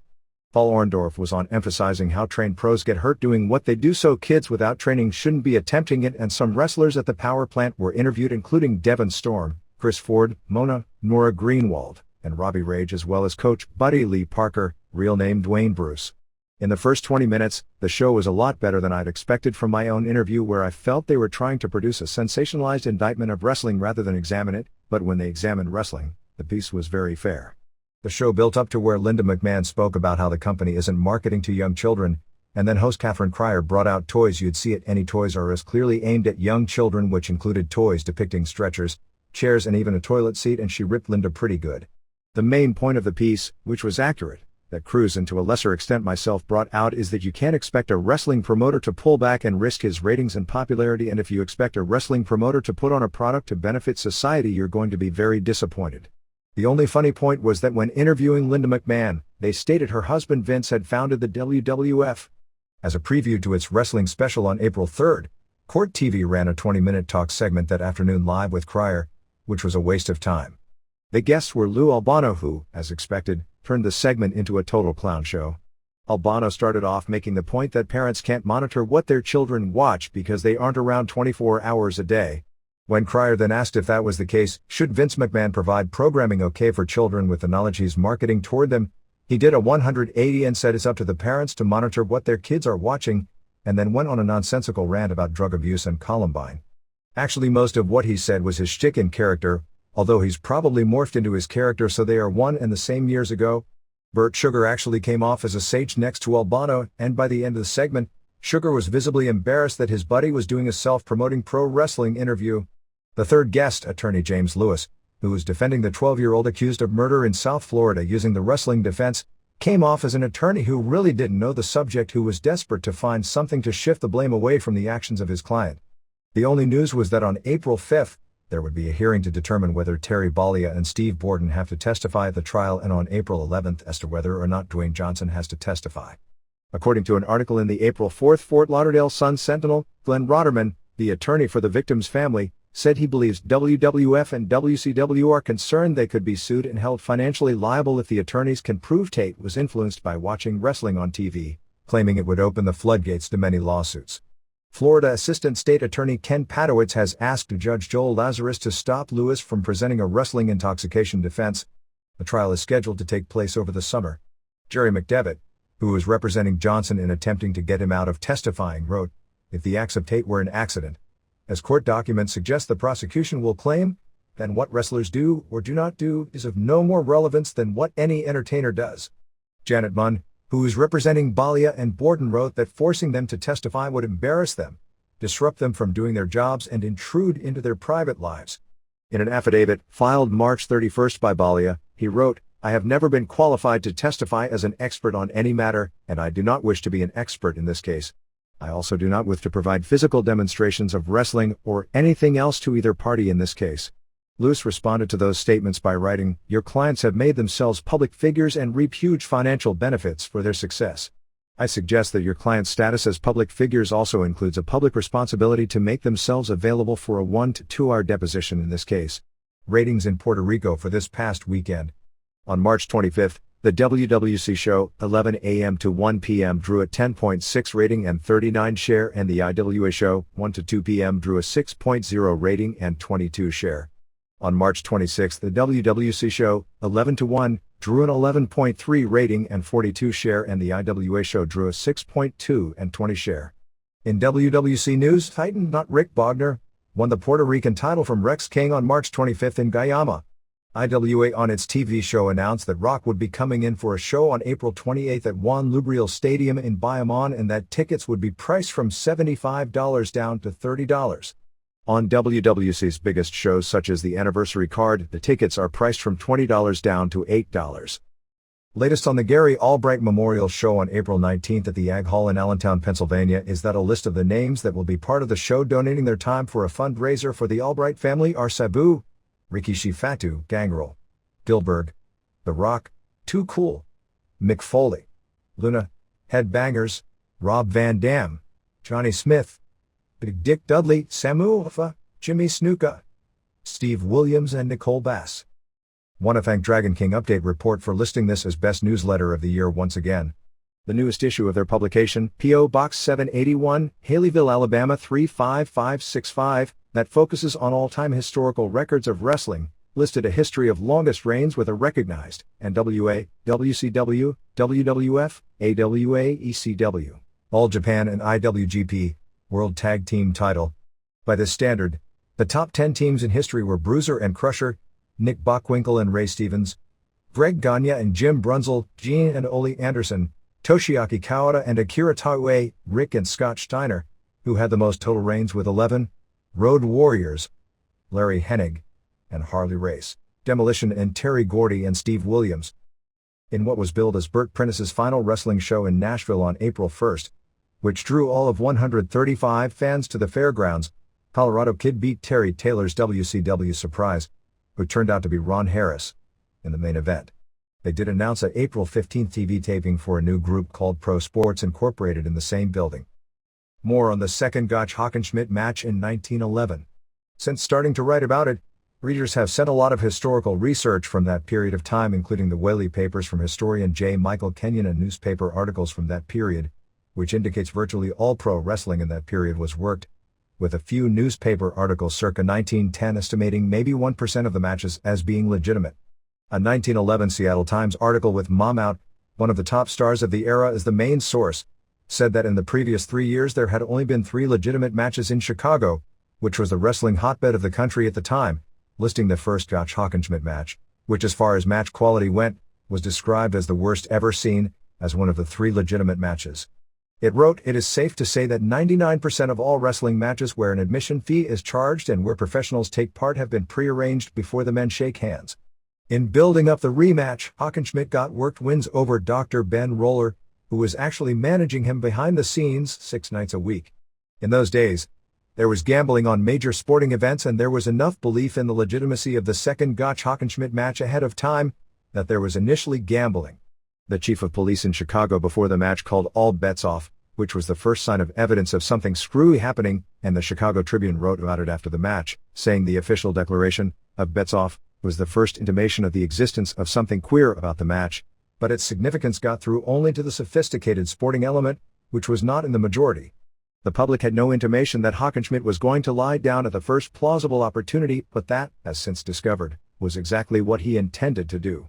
For whatever this is worth, Gotch announced his retirement at least 6 times as champion, so wrestling really never changes, and he was coming out of retirement for one last time to wrestle Joe Stecker in 1916 when he broke his leg in a tune-up, which legitimately ended his career, and died about 18 months later.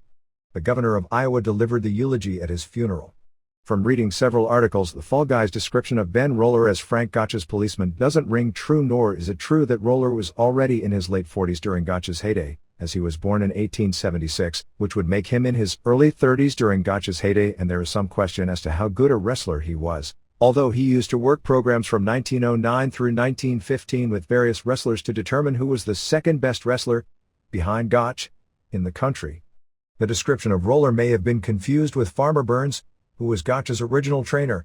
Roller is credited in some circles as the first pro wrestling style booker. While fixed wrestling matches to make money fleecing bettors were common in that era, he may have been the first to take a troupe of wrestlers from city to city performing live shows and working programs.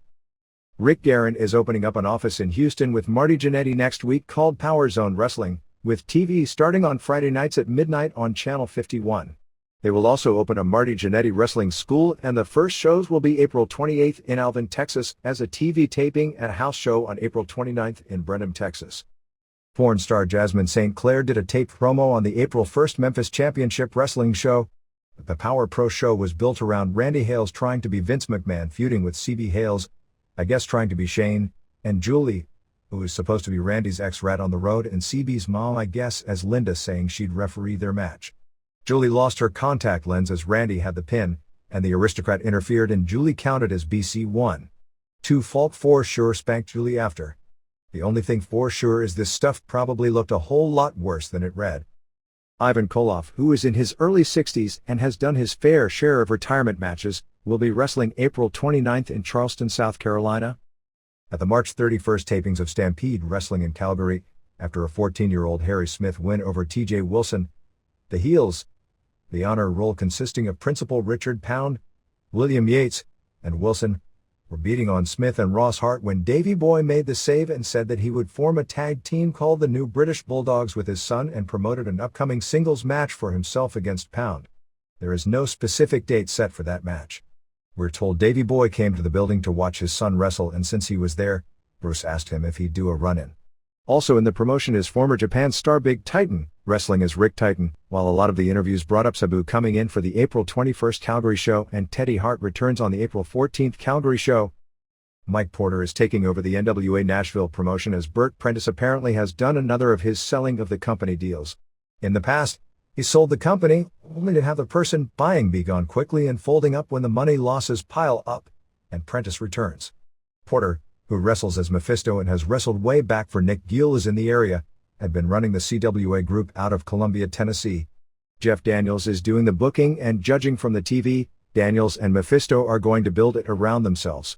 The WCW guys will still be working the Saturday night Nashville shows through at least June. Prentice is said to be moving to Savannah, Georgia and opening up a local promotion there. Colorado Kid is said to be up in the air if he's going with Prentice or staying in Nashville. Add Kevin Nash, WCW referees Charles Robinson and Scott Dickinson and Jim Cornette to the crew that is working the Brian Pillman Memorial Show on May 25th in Cincinnati. Dimitri Young of the Cincinnati Reds will work as a special referee on the show. Axel Rotten showed an EVA booking where he was the biggest name on the show in Wakefield, Massachusetts on March 25th and took an XPW booking instead. According to the EVA website, Rotten never called to cancel nor returned phone calls or emails when the EVA discovered promotion of him on the XPW show the same day. The promotion of the show crossed Rotten's photo of the promotional poster but didn't announce his no-show to the fans. Rotten was the group's hardcore champion, and during the show an unannounced newcomer came out with the belt saying it found it lying in the back and was defending it, and losing it, that night. Mid-American Wrestling on April 15th in West Allis, Wisconsin at Knights of Columbus. MMA. Alexander Otska of Battlerts is at this point going to be the opponent for Ken Shamrock's comeback match on May 1st at the Tokyo Dome. Otska left for Atlanta on March 28th to train at the Obake Gym, the gym Bill Goldberg owned it until recently, getting out of it as a bad investment, until April 26th under Tim Catalfo. He said his goal there is to go up from his current 193 pounds to 225 and be able to fight as a heavyweight. I wonder why he needs to go to Atlanta to do that. Otska as Shamrock's opponent would be a disappointment to fight fans since, with the exception of Otska beat Marco which was more who is running out of gas and being unable to continue due to a bad reaction to some form of drug medication than anything Otska did. Otska is a tough guy who hangs in there and can go the distance, which he's proven in losses to Henzo Gracie and Igor Vovchanchyn. It's in some ways a bad fight for Shamrock. If he wins clean, he's just beaten someone that is coming off a few straight losses, including a worked submission loss to Takada on a DSC show that is viewed by people as a shoot loss. If he wins via decision, which is very possible, him not having finished Otska off will be taken as a sign he's not that good, even though Vovchanchyn, the #1 heavyweight in the world, also couldn't put Otska away with a huge weight advantage. If Shamrock were to lose, which wouldn't be expected, but nothing is 100% in a fight, it would be a hard loss to come back from. It now appears the Kevin Randleman vs. Pedro Rizzo match for the UFC heavyweight title that was supposed to take place on March 10th will take place in August. The Royce Gracie vs. Kazushi Sakuraba match was close to falling apart because of the rule demands. DSC just offered Frank Shamrock $150,000 to replace Gracie and face Sakuraba in a singles matches which wouldn't be part of the tournament. Shamrock was ready to take the deal, but was talked out of it because he hasn't done any serious fight training since September, and it's not enough time to get ready for an opponent the caliber of Sakuraba. After Shamrock turned down the offer, DSC apparently went back to Gracie and agreed to his no time limit rules. The Pride show, which reports are circulating, will air on DirecTV in the United States, although DirecTV has not made that announcement and no word on when it will air. Announced that the quarterfinals and semifinals of the tournament would have a 15-minute round and judging. If it's close, they'll send people out for unlimited rounds until one fighter deserves a judge's win. The final would be a 20-minute round with the same rules. Only for the Gracie vs Sakuraba match, there will be no judges, which means it's a no time limit match, and the only way Gracie can lose is via tap out or his second throwing in the towel, as there can be no referee or doctor's stoppage, which is ludicrous beyond belief to have a no time limit match on a live pay-per-view show. It's live in Japan, in a first round of a tournament, plus how can a fighting sport not allow provisions for a doctor not being allowed to stop the fight? Another rings wrestler was added to the May 26th Coliseum 2000 Tokyo Dome show when 1998 Abu Dhabi heavyweight and absolute champion Mario Sperry, a many-time world heavyweight champion in the sport of Brazilian Jiu-Jitsu, faces Hiromitsu Kanehara, who started out as a pro wrestler in the old UWFI. Kanehara joins rings world heavyweight champion Kiyoshi Tamura in matches that will be fought under the same rules as the recent Rings King of Kings tournament, which allows closed fist punching standing, but no head punches or kicks while on the ground. In the recent Rings tournament, Kanehara beat Jeremy Horn via decision. Horn is Tamura's opponent on this show. Kanehara lost in the second round to eventual champion Dan Henderson. Tamura won his first 3 matches, including a decision over Renzo Gracie, to make it to the Final Four before losing a close and perhaps even controversial decision to Renato Babalu. The interesting politics is that means the top rings wrestlers and the top pancrase wrestlers, Masakatsu Funaki and Yuki Kondo, as well as charismatic rookie Genki Sudo, would be appearing on the same show. Those two promotions, from the start, have hated one another. The explanation for this is probably similar to the Russo/Bischoff tandem. They have a common enemy in DSC, and everyone seems to be looking at the May 1st show and the May 26th shows as competing events. What is interesting in that in a real fight promotional war, Royce Gracie is a headliner on one show and Hickson is the headliner on the other. Kazuyuki Fujita has been training in San Jose of late with Brian Johnston for the May 1st Dome show and his match with Mark Kerr.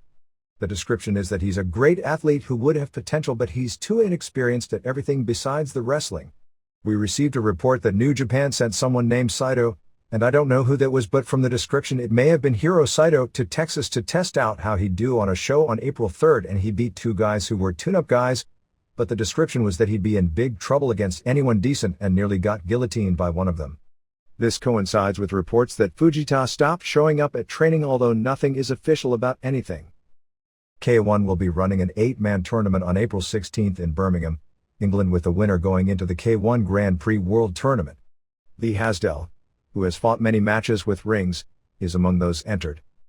Frank Trigg, who has appeared on many MMA shows including at the Tokyo Dome, captured the Freestyle Championship on March 26 at the Western Regional Olympic Trials in Corvallis, Oregon, beating the number 2 ranked wrestler in the country, Steve Marionetti, 5-2.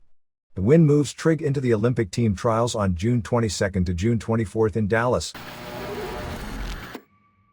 ECW. TNN tapings took place on March 31 in Richmond, Virginia. Crowd wasn't as big as the previous show in Richmond, approximately 3,000, and was heavily papered to where it seemed many didn't even know or care about most of the characters. According to one report, the show was also oversold and that some fans who actually purchased tickets were turned away because there was no room and many paying customers had to stand and couldn't see anything. There were pops for some ring entrances, but once the bell rang, everyone sat down. There was no noise except for the dangerous spots, and overall there was no heat the entire show, and people were walking out during the Awesome vs. Rhino main event, and the matches ranged from 1 star to 1.5 stars according to our reports. Corino, now dressing like Kendall Windham, pinned Kid Cash after a ref bump and Rhino's interference.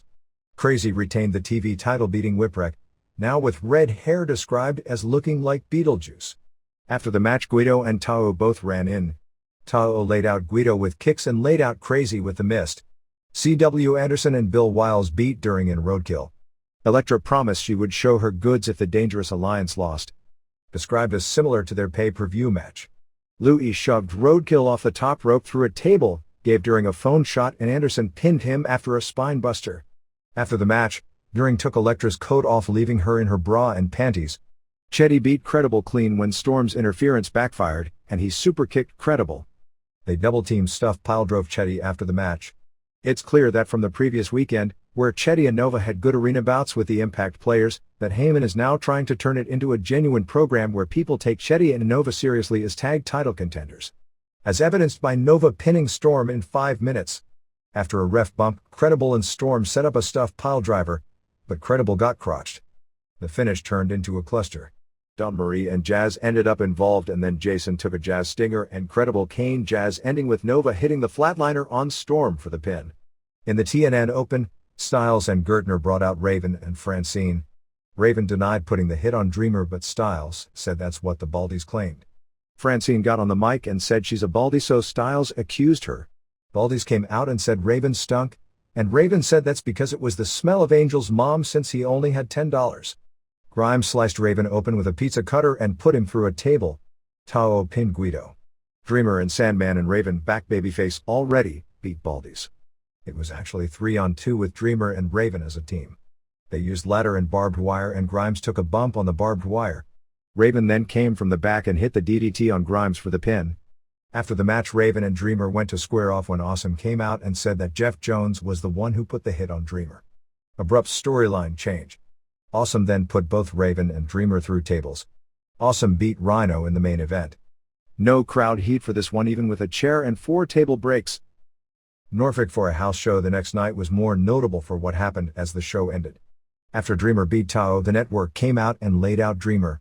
Sandman made the save, said he was drunk out of his mind, and said he had 7 beers, 1 of him, 1 for Dreamer and 1 each for 5 people in the audience. 3 of them were women, 1 of whom looked very young. Sandman said he'd get in trouble if she took her shirt off, so he poured beer down her shirt and drank it off her boobs.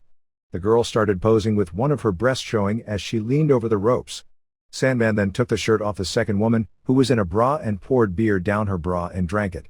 He pulled the shirt off the third girl, who wasn't wearing a bra, and then pranced her around the ring. Where this becomes an issue is it's against Virginia state law to have topless entertainment, even in strip clubs. Paul Heyman is starting prelim discussions about bringing in several of the Toryuman wrestlers, such as Magnum Tokyo, Dragon Kid, and Shima in.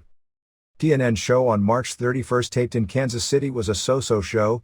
It opened with Styles and Gertner both saying this time they were going to beat up Cyrus. Cyrus came out with Tao, so they both backed off, but then turned on Tao, blaming him for losing to Crazy, who he called Super Chico. Isn't that Brian Alvarez? When Tao acted like he was going to turn on Cyrus, Cyrus said he'd revoke his work visa and he'd have to go back to Big Japan, putting over Abdullah the Butcher in thumbtack matches. During and Roadkill did an interview when Angel interrupted and said he was looking for Dreamer to put a hit on him. During punched him, but the Baldies laid out During and Roadkill. Tao beat Guido in about 7 minutes with a brainbuster off the middle rope. They teased in commentary a potential face turn for Tao on Cyrus. They tried to break a table, which didn't break on 2 occasions, causing Styles to talk about how this isn't WCW with pre-sawed tables. Match was okay, but nowhere close to their usual level. Vandenberg did an interview as a card reader. His delivery was good, and it ended with he and Whipwreck laughing uncontrollably on the ground. Dreamer and During and Roadkill beat the Baldies. This was one of those bouts where technically it looked real bad, but it was okay because they brought in the tables, a ladder and a guardrail among other things.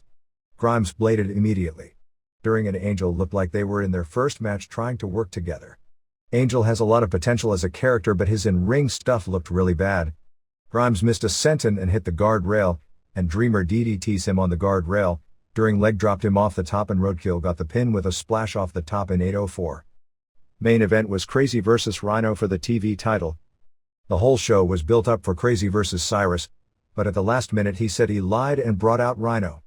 A fight in the crowd killed the match because nobody was paying attention.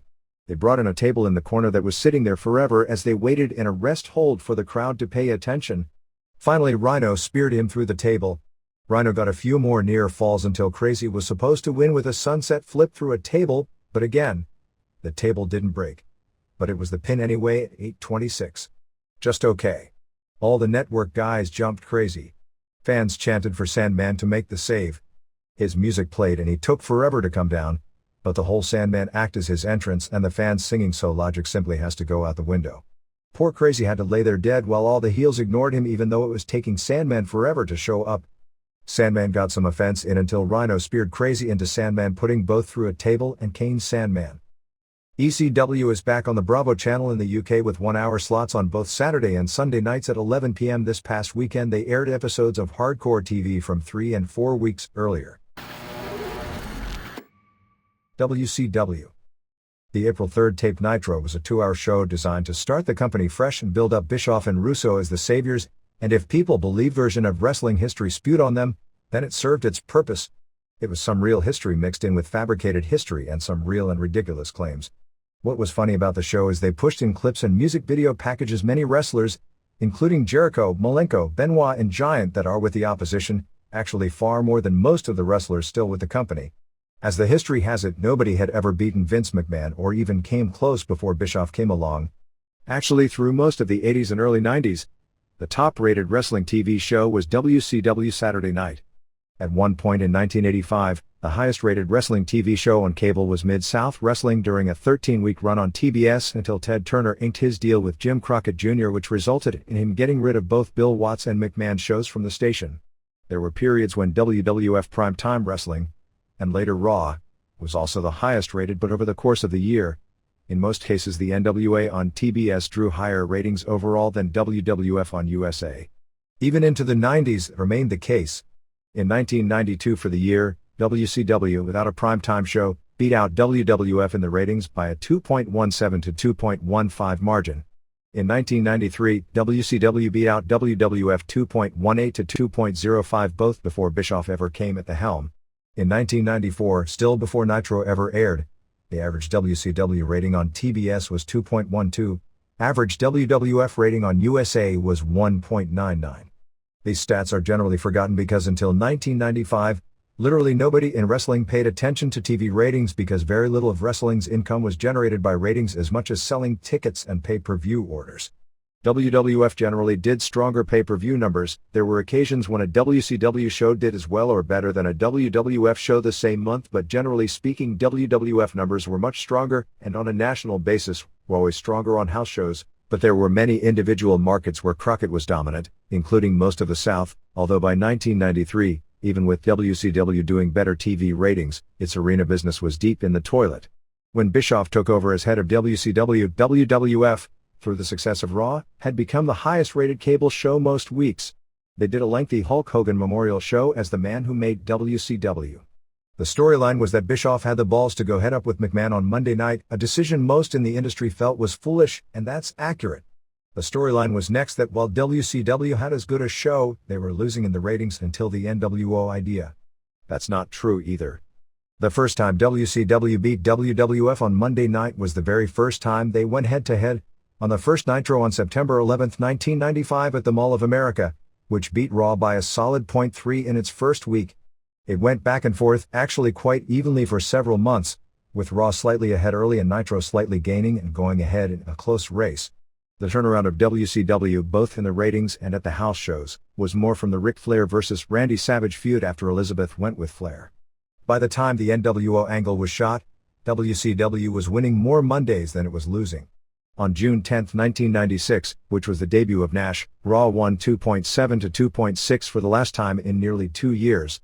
1 month later at Nitro had 3.3 to 2.6, and a month after that, the margin was 3.3 to 2.0, and it was rarely close for until the ascension of Vince McMahon as a heel and Steve Austin as a babyface. While the show promised to analyze what was good and bad, they didn't even attempt. They showed the segment where the NWO took over Nitro, which was a disastrous show which saw Raw nearly break the Nitro win streak.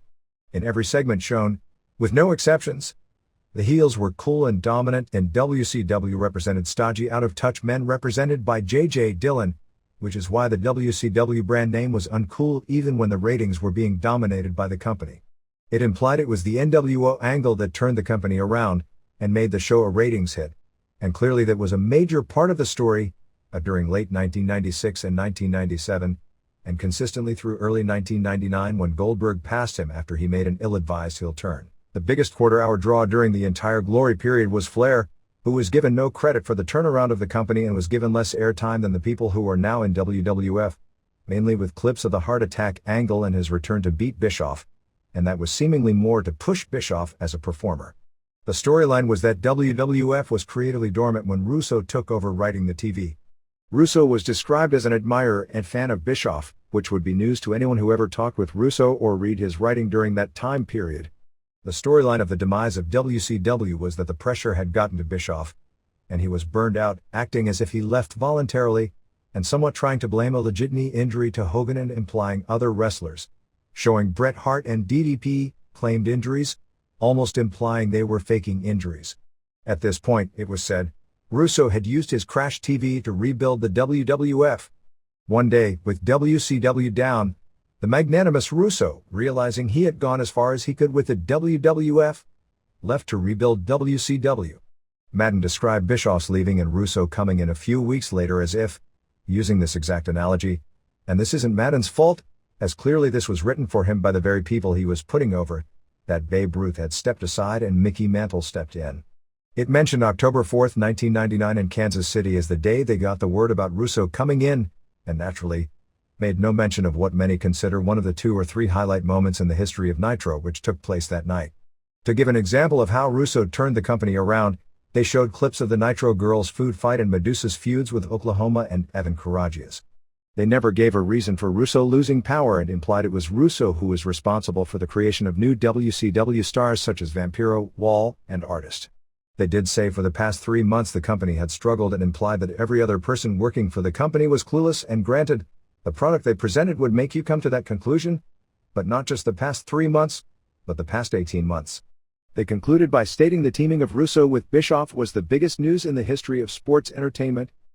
Billy Kidman won the Cruiserweight title from Artist at the March 30th house show in Baltimore, but it was one of those deals to pop the fans live that in the long run works against return attendance, where Artist regained it on March 31st in Pittsburgh, and when the big title change the fans saw live is never acknowledged on television. Fans in both cities feel swerved. Reports are the Baltimore match wasn't good. On that show, the main event was supposed to be Sid Vicious versus Lex Luger for the title. With Sid's shoulder injury, they not only announced the injury but offered refunds. Sting was brought in as a replacement and they did the deal where Luger versus Vampiro in a singles match turned into a tag with Sting and Ric Flair, ending with both faces going over simultaneously with their moves. Bret Hart's appearance on Off the Record aired on April 4th. There was nothing major he said on the show that he didn't already say on Wrestling Observer Live on March 27th. Basically, he had no animosity toward Bulldog going back to WWF. The problem was him publicly saying Vince McMahon shouldn't in any way be held responsible for Owen Hart's death the day after it happened, even though he had threatened to sue WCW over his back injury and Hart felt it was a double standard. He also questioned McMahon's convenient timing in helping Smith with his drug problem, noting he wasn't there helping him before and Smith's problems go back years. He talked about his meeting with McMahon when McMahon came to Calgary for Owen's funeral, and said McMahon, through Carl DeMarco, had begged him several times for the meeting which he didn't want to have, and said McMahon knew he couldn't talk about Owen because of the legal issues, and then went on Off the Record and blamed Hart not caring about Owen when he never talked about him in their conversation. When Michael Landsberg brought up going back to the WWF and brought up in wrestling you never say never and what a big money-making angle it would be, Hart said absolutely never. Bischoff in an interview on WrestlingObserver.com with Alex Merves said WCW wouldn't be able to take its product to the level WWF did because they can't do anything to embarrass Ted Turner or Terry McGuirk. He said he and Russo have agreed they have to blow up WCW and start from scratch next week. He said they are going to change directions in a way nobody expects. From the production, the rumors going around is they will ignore the last year and put everyone in the position they were in 1 year ago, get the title off Sid and onto Scott Steiner and prepare a Steiner vs. Goldberg program. He said whatever is going to happen regarding Scott Hall is in Brad Siegel's hands. Kevin Nash had the cast taken off his ankle this past week. Apparently Scott Hall underwent neck surgery on or about March 28th for the injuries from the powerbomb and guitar shots a month earlier at Super Brawl at the Cow Palace. This is what is being reported by one friend of Hall's, although 2 other close friends of his knew nothing about it, but also indicated that almost nobody has heard from him in a long time either. Madden, who does a sports talk radio show in Pittsburgh as his real job, was recently voted in a local independent newspaper poll as the best reason to kill your radio. The United Kingdom consumer affair television show Watchdog on BBC One on March 31st ran a report on the WCW tour due to numerous consumer complaints. The main complaints were that Sting and Goldberg were not only advertised, but actually on the printed tickets, and didn't appear, and there were also complaints about the Harris Twins versus Mamalukes as a main event the third night. There were so many complaints that they are doing a follow-up on April 7th trying to get WCW's side. Many newspapers in the UK have already written similar stories about WCW false advertising of talent. At the WCW merchandise table, they sell Rey Mysterio Jr. and Psychosis masks, which is hilarious and sad at the same time. Shane Helms has to wear the protective mask until he has reconstructive surgery on his nose. He's trying to delay the surgery so as not to miss any television time. There was interest in bringing Mark and Rena Mero in. Mark can legally be brought in right now, but Rena still has about 18 months before she can legally work here. I guess they don't realize that nobody is going to care about Rena Mero in 18 months, nor does anyone care today, so they'll probably sign her the moment her non-compete ends. There are people within the company nervous about an incident that took place during the festivities at South Padre Island getting out. There was a WCW-sponsored wet t-shirt contest with about 15 contestants. As it turned out, just about everyone ended up topless and 13 or 14 of them ended up bottomless. There were 500 to 700 people there, many with both cameras and video cameras, and at least one wrestler was taking the bottoms off the contestants. Bill Banks on WCW.com said something about Michael Modest being signed to a contract. At press time he hadn't been offered an actual contract, although Kevin Sullivan before he lost power had told him one was forthcoming. House show on March 26 in Waco, Texas drew 1,924 paying $41,464. Thunder tapings on March 28 in Houston at Astro Arena drew 1,701 paid and 4,026 comps for a $38,056 house. WCW Saturday night taping on March 29 in Beaumont, Texas drew 1,074 paying $24,200. House show March 30 in Baltimore drew just 1,733 paid for a gate of $50,735. House show March 31 in Pittsburgh drew 1,684 paying $35,913. House show April 1 in Johnstown, Pennsylvania drew about 800 paying $17,000 and April 2 in Youngstown, Ohio drew about 1,000 paying $19,000. Even by today's standards, they did 3 major market cities that all drew less than 2,000 paid, and you got to go back to 1993 for business to hit that level. There were a lot of complaints about the behavior of Rick Steiner at the Baltimore show. The feeling was that there was far too much mic time and the crowd was getting bored, particularly 3 count going far too long both before and after their match, and Steiner swearing well past the point of anyone caring. In Johnstown, Pennsylvania, they used Funk Over Rhodes in a bunkhouse match as the main event. Bagwell and Psychosis both no-showed, and Guerrera, who wasn't scheduled to wrestle, but was to appear, missed the show as his elbow flared up. With TNT having been replaced by TCM Turner Classic Movies in India, which doesn't get TBS, WCW no longer has any TV exposure in the country, with a population of approximately 1 billion and a long storied wrestling history. They ran Houston one day after Raw had sold the building out. The feeling was that with WWF sellout out ahead of time, that those turned away from getting WWF tickets would buy WCW tickets, a theory that turned out not to be well-founded. The original plan was for both groups to run head-to-head on March 28 in San Antonio, but WCW moved out of the Alamodome for reasons that don't take a great deal of thought to figure out. WWF Raw on April 3 from the Staples Center in Los Angeles drew a sellout 13,435, paying $493,237 for a good show. Shane apologized to Vince and challenged Rock to a singles match. Triple H and Stephanie came out with Stephanie doing a big-time sell job from the Rock bottom the previous night. Stephanie's acting was worse than usual. Triple H challenged Rock to a non-title match. Vince came out and shook hands with Shane and hugged Stephanie. Vince challenged Rock and then called the audience phonies for having plastic cosmetic surgeries, which has some irony because every woman in the company has had half a dozen of them. His insulting the audience didn't get as much heat as you'd think. Guerrero beat Jericho to win the European title in 5:38 in a good match. After a ref bump, Jericho did the double bomb and quebrada but no ref. Chyna counted to 3, raised Jericho's hand, then DDT's Jericho and put Guerrero onto for the pin. Chyna and Guerrero left together. The camera shooting of Chyna and Guerrero, and this isn't WCW so there are no accidents, is to use Chyna to make Guerrero a player, but also make sure he isn't too much of one. They shot low and had Chyna wear huge heels to accentuate making Guerrero look like a midget next to her and thus make it difficult to take him as a serious headliner. Guerrero is showing so much personality he's going to make it anyway, but maybe not all the way to the top. If Chyna wore lower heels and the camera took different shots, Guerrero wouldn't look like a joke because they actually don't have more than a 2 or 3 inch difference in real height, but it's shot to make it look like almost a foot. Dog and X-Pac beat Tanda when Dog pinned Albert after X-Pac gave him the X Factor in 3:35. Hot TV match. Angle was doing the Backlund gimmick where he's gone nuts about losing both belts without being pinned himself and chicken-winged Howard Finkel. Benoit pinned Taz in an IC title match with a German suplex in 3:21. Taz had the Taz mission on when Saturn came out. Taz suplexed Saturn off the ropes and slipped in doing the move, so Saturn nearly landed real bad. This distracted Taz for Benoit to get the pin. Taz and Saturn brawled to the back afterwards. This was even better than the 2 previous bouts. Michael Cole put over the ladder match at Mania Big and brought out Edge and Christian. They called out the Hardys. Everyone was overselling their injuries. Finally the Dudleys came out. Edge and Christian first laid out the Hardys and the Dudleys made the save and basically worked face style. Show beat Rikishi via DQ in 1:18 when Grandmaster interfered for no apparent reason. Show was clowning around trying a new persona where he's more over the top. Shane, Vince, and Triple H drew straws on who would get The Rock, and Shane won, and they acted as if Vince and Triple H had double-crossed Shane. Show did an interview and danced in the ring like Rikishi. Really bad. He made Brian Christopher look like a dancing fool. The fans liked it anyway. Crash regained the hardcore title from Bob in 3:01 when the Acolytes destroyed Bob and Crash got on top.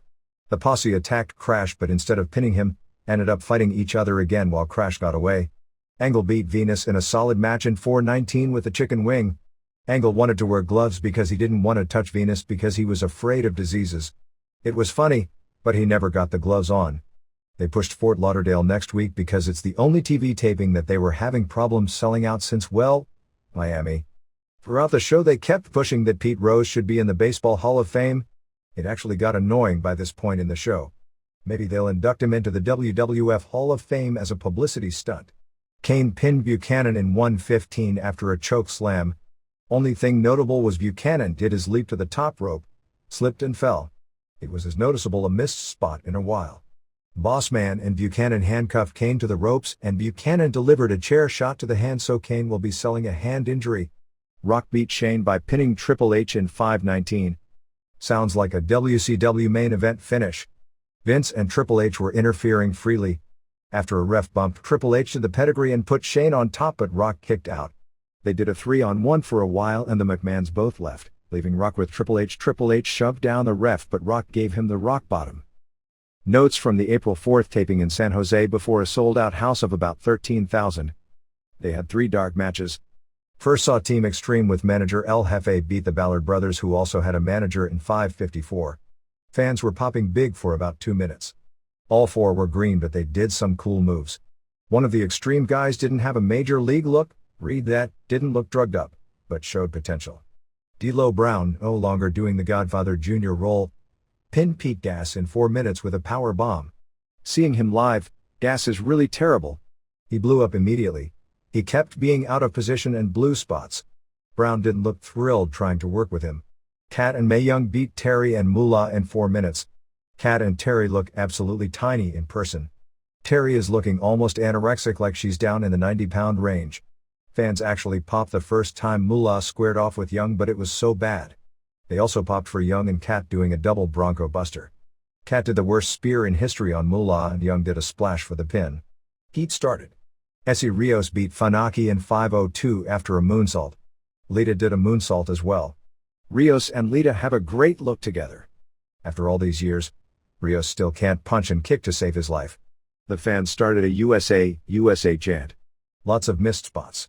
Lita did a spinning head scissors on Funaki that popped the crowd. Crash pinned Mark Henry to keep the hardcore title in 2:41. Crash used a drop toe hold and ref Jack Doan did a super fast 3.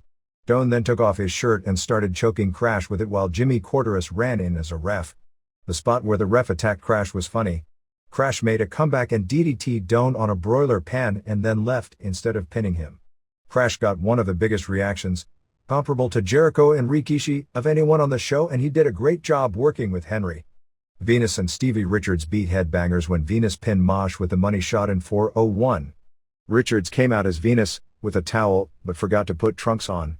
He had to run to the back while Venus worked the match by himself, which is just as well because Venus and Bangers worked well, and when Richards was in, it looked minor league.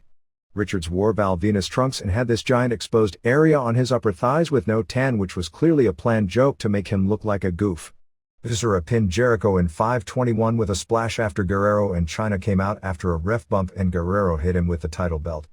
Believe it or not, this was a very good match, maybe the best Viscera match I've ever seen, and he wasn't the reason for it. Jericho was that good. SmackDown started with Lillian Garcia singing the national anthem. She sings well enough to be a professional, which she was in the New York nightclub scene because she had average singing talent and great looks before joining WWF. If McMahon can market wrestlers who can't wrestle, he can certainly market a singer who had a marginally good voice. The crowd popped very big for her singing, although it was as much for her looks. She seemed more genuinely happy getting the big crowd response than anyone on the show. Benoit pinned Rikishi in 1:54 with a Northern Lights suplex. Everyone was stunned Benoit actually pinned Rikishi. After the match, Rikishi gave Benoit a Samoan drop, the butt in the face, a belly-to-belly and a bonsai. Rikishi wasn't moving well and his knee had a big brace on it. Vince and Shane came out for an interview. Vince kept saying he was in Sacramento, which didn't get as much heat as you'd think. He complained about what happened on Raw the previous night. He called out Earl Hebner and asked him why he made the count and how could Triple H be pinned when he wasn't even in the match, because this is wrestling, and Hebner said because Rock told him to. McMahon threatened to punch him out if he did something like that again. He called out Lillian Garcia, who the crowd had been preconditioned by her singing to love by this point. McMahon acted like he was hitting on her and had her sing Do You Know the Way to San Jose, which made her even more a face. Of course he turned on her saying women with marginal talent and good looks are a dime a dozen and she could be easily replaced.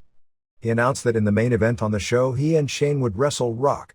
He also brought up being mad at Jim Ross commentary, but Ross was never brought out. But clearly they are going to do an angle with Vince and Ross. Karen Marr came out for the first of her 3 appearances where she insults the crowd for being fat. For someone the crowd had never seen before, she got a really good reaction and had total star quality. Vince and Shane came out again. Seems Vince forgot one of his lines. To make it clear Rock didn't win the title on Monday, said his line and left, obviously to splice this in with the other interview. Dudley's beat Test at Albert in 5:16. Fans were chanting for a table. The 3D was super over, which was used on Test. They teased the Dudleys attacking Stratus but Hardys made the save and they had to pull apart. Angle was trying to get a tag partner for later in the show against Edge and Christian. He first went to Scotty 2 Hotty, who spoke in urban slang, which Angle acted was like another language and he couldn't understand him either, being Angle plays the straight-lace type. Taz vs Saturn never made it to the ring as they just traded punches to the back. Neither throws good punches so it didn't play to their strengths. Bossman and Buchanan beat Snow and Blackman in 4:41 when Buchanan did the leg drop off the top on Snow. Not good and the crowd didn't like it. Snow did an Osai moonsault early. Blackman cleaned house doing karate movie kicks after the match. Guerrero and China came out. Guerrero got a shockingly huge reaction. Jericho came out, was first double-teamed, then made his own comeback and power-bombed Guerrero until China dragged Guerrero to safety. Angle went to Rios, who spoke in Spanish, and Angle couldn't understand a word he was saying. This segment was funny. Malenko beat Taka Michinoku to keep the light heavyweight title in 5:02 with a super stomach block and cloverleaf. Wrestling was pretty good. Crowd wasn't into it and a fight in the stands at this point killed the match live. Stephanie talked Vince into switching the main event to having Rock vs Dog and X-Pac. Stephanie and Shane look to be almost the only people, male or female, in the promotion who don't have visible telltale signs of steroid use. Show beat Godfather. Show came out dressed like Godfather and even did a drop kick and missed an elbow drop off the top. Still, this wasn't good.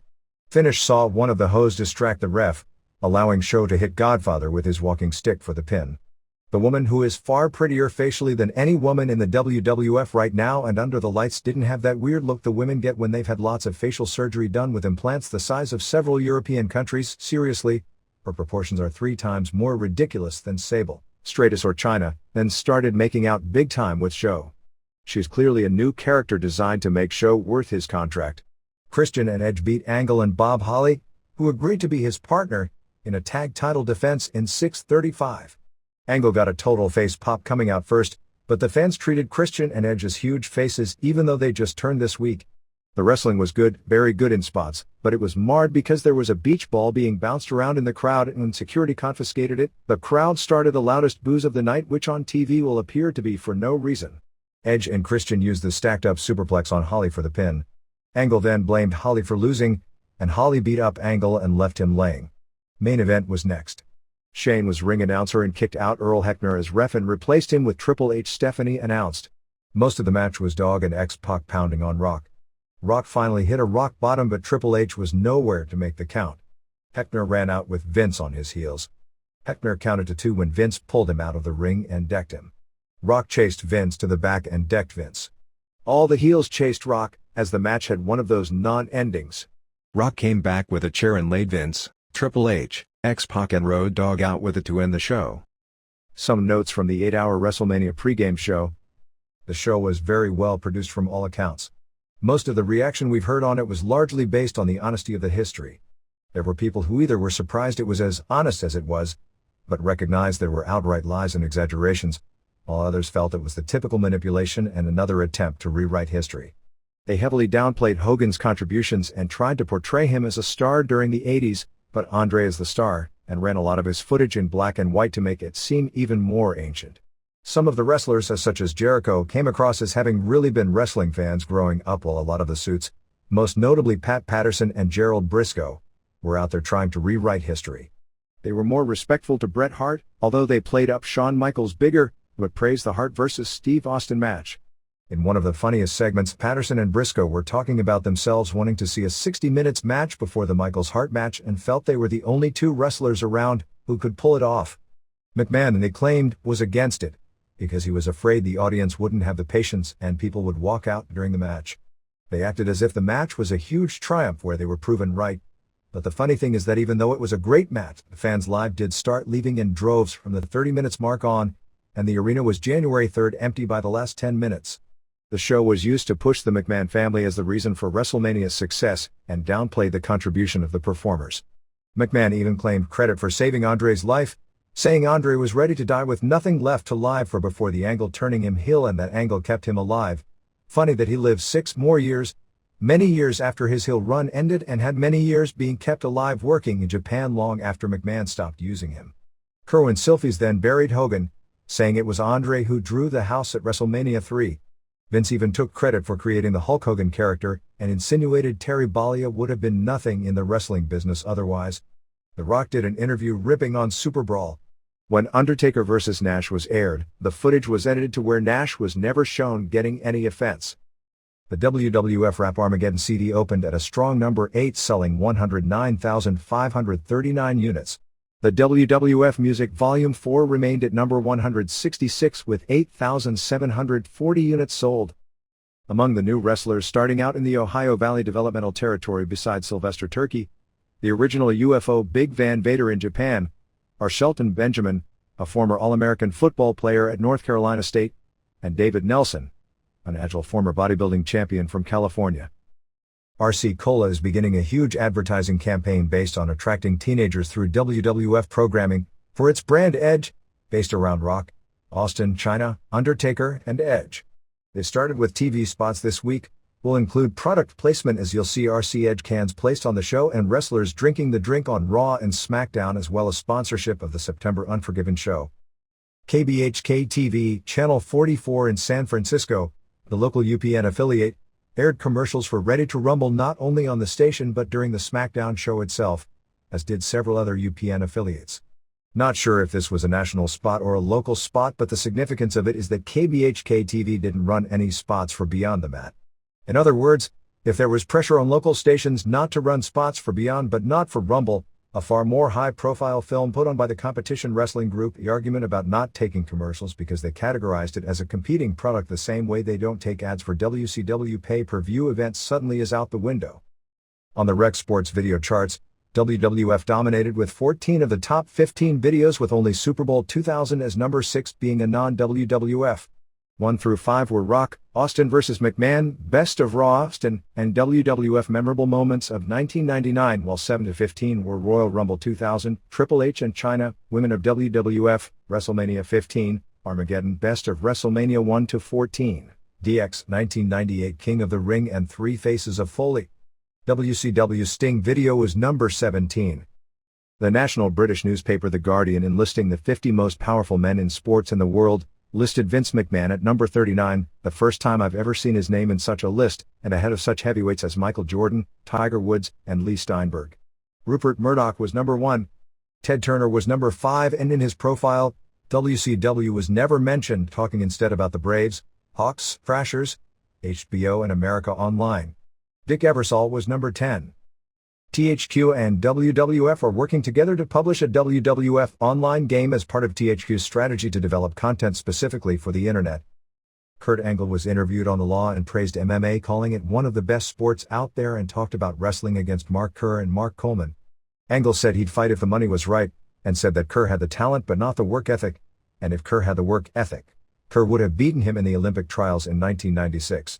He said Ken Shamrock and Steve Blackman were the toughest guys in the WWF, and said he thought if they had gone into it that Chris Benoit, Chris Jericho and Christian would have all been great amateur wrestlers. Rock and Foley's book ranked number 6 and number 8 respectively on the UK non-fiction bestsellers list. The April 4th Philadelphia Daily News ran a column by John Smallwood on Pete Rose at WrestleMania, saying that by performing at the show he had sunk to an all-time low. Let's see, a guy gets banned for life for gambling on his own sport, but because he does an acting gig he's sunk lower.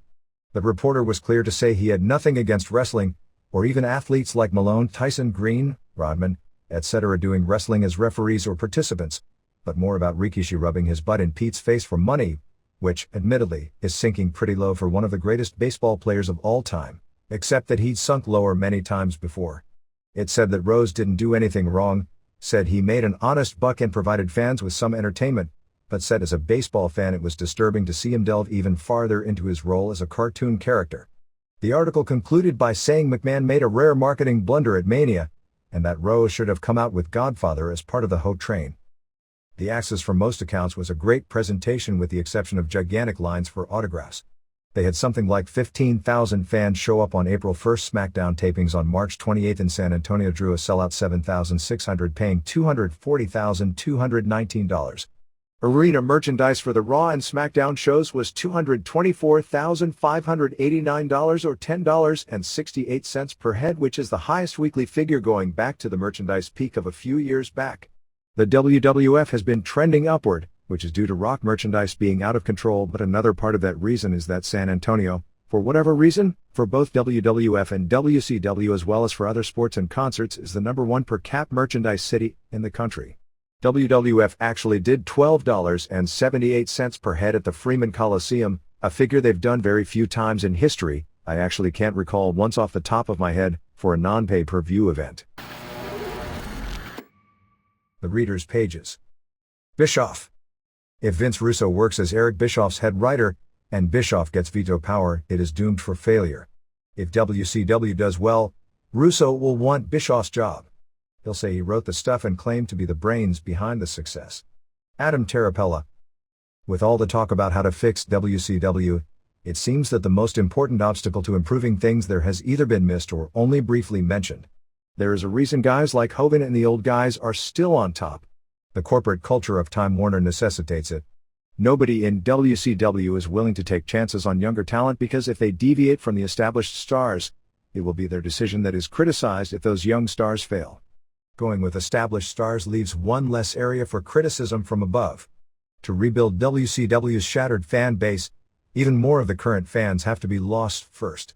The part that has to be lost are the casual fans who watch for Hogan, Luger, Flair, and Sting. These fans will stop watching for a while when Kidman and Booker are headlining. The numbers will drop when the product is revamped. But if a WCW executive was willing to lose part of the fan base for a few months, while creating new stars and putting them in credible storylines, the lower numbers would indicate to executives they were doing a poor job. This would likely result in termination before the fruits of their efforts could be seen. The corporate culture of Time Warner demands immediate results, and thus is not conducive to rebuilding the company. I believe WCW may never recover because of this monkey on their backs. Paul Galbraith. Vince Russo coming back will be as big or an even bigger disaster as his previous tenure. It's funny, on a OneWrestling.com interview, Russo claimed that the WWF hasn't improved its ratings since he left. He's too egotistical to realize that the proof of his worthlessness is the fact the ratings haven't dropped a notch since he left. There is no way he and Eric Bischoff can work together. Their philosophies are totally different. Russo believes in pushing young talent while Bischoff doesn't respect anyone as a star who wasn't a WWF star in the 80s.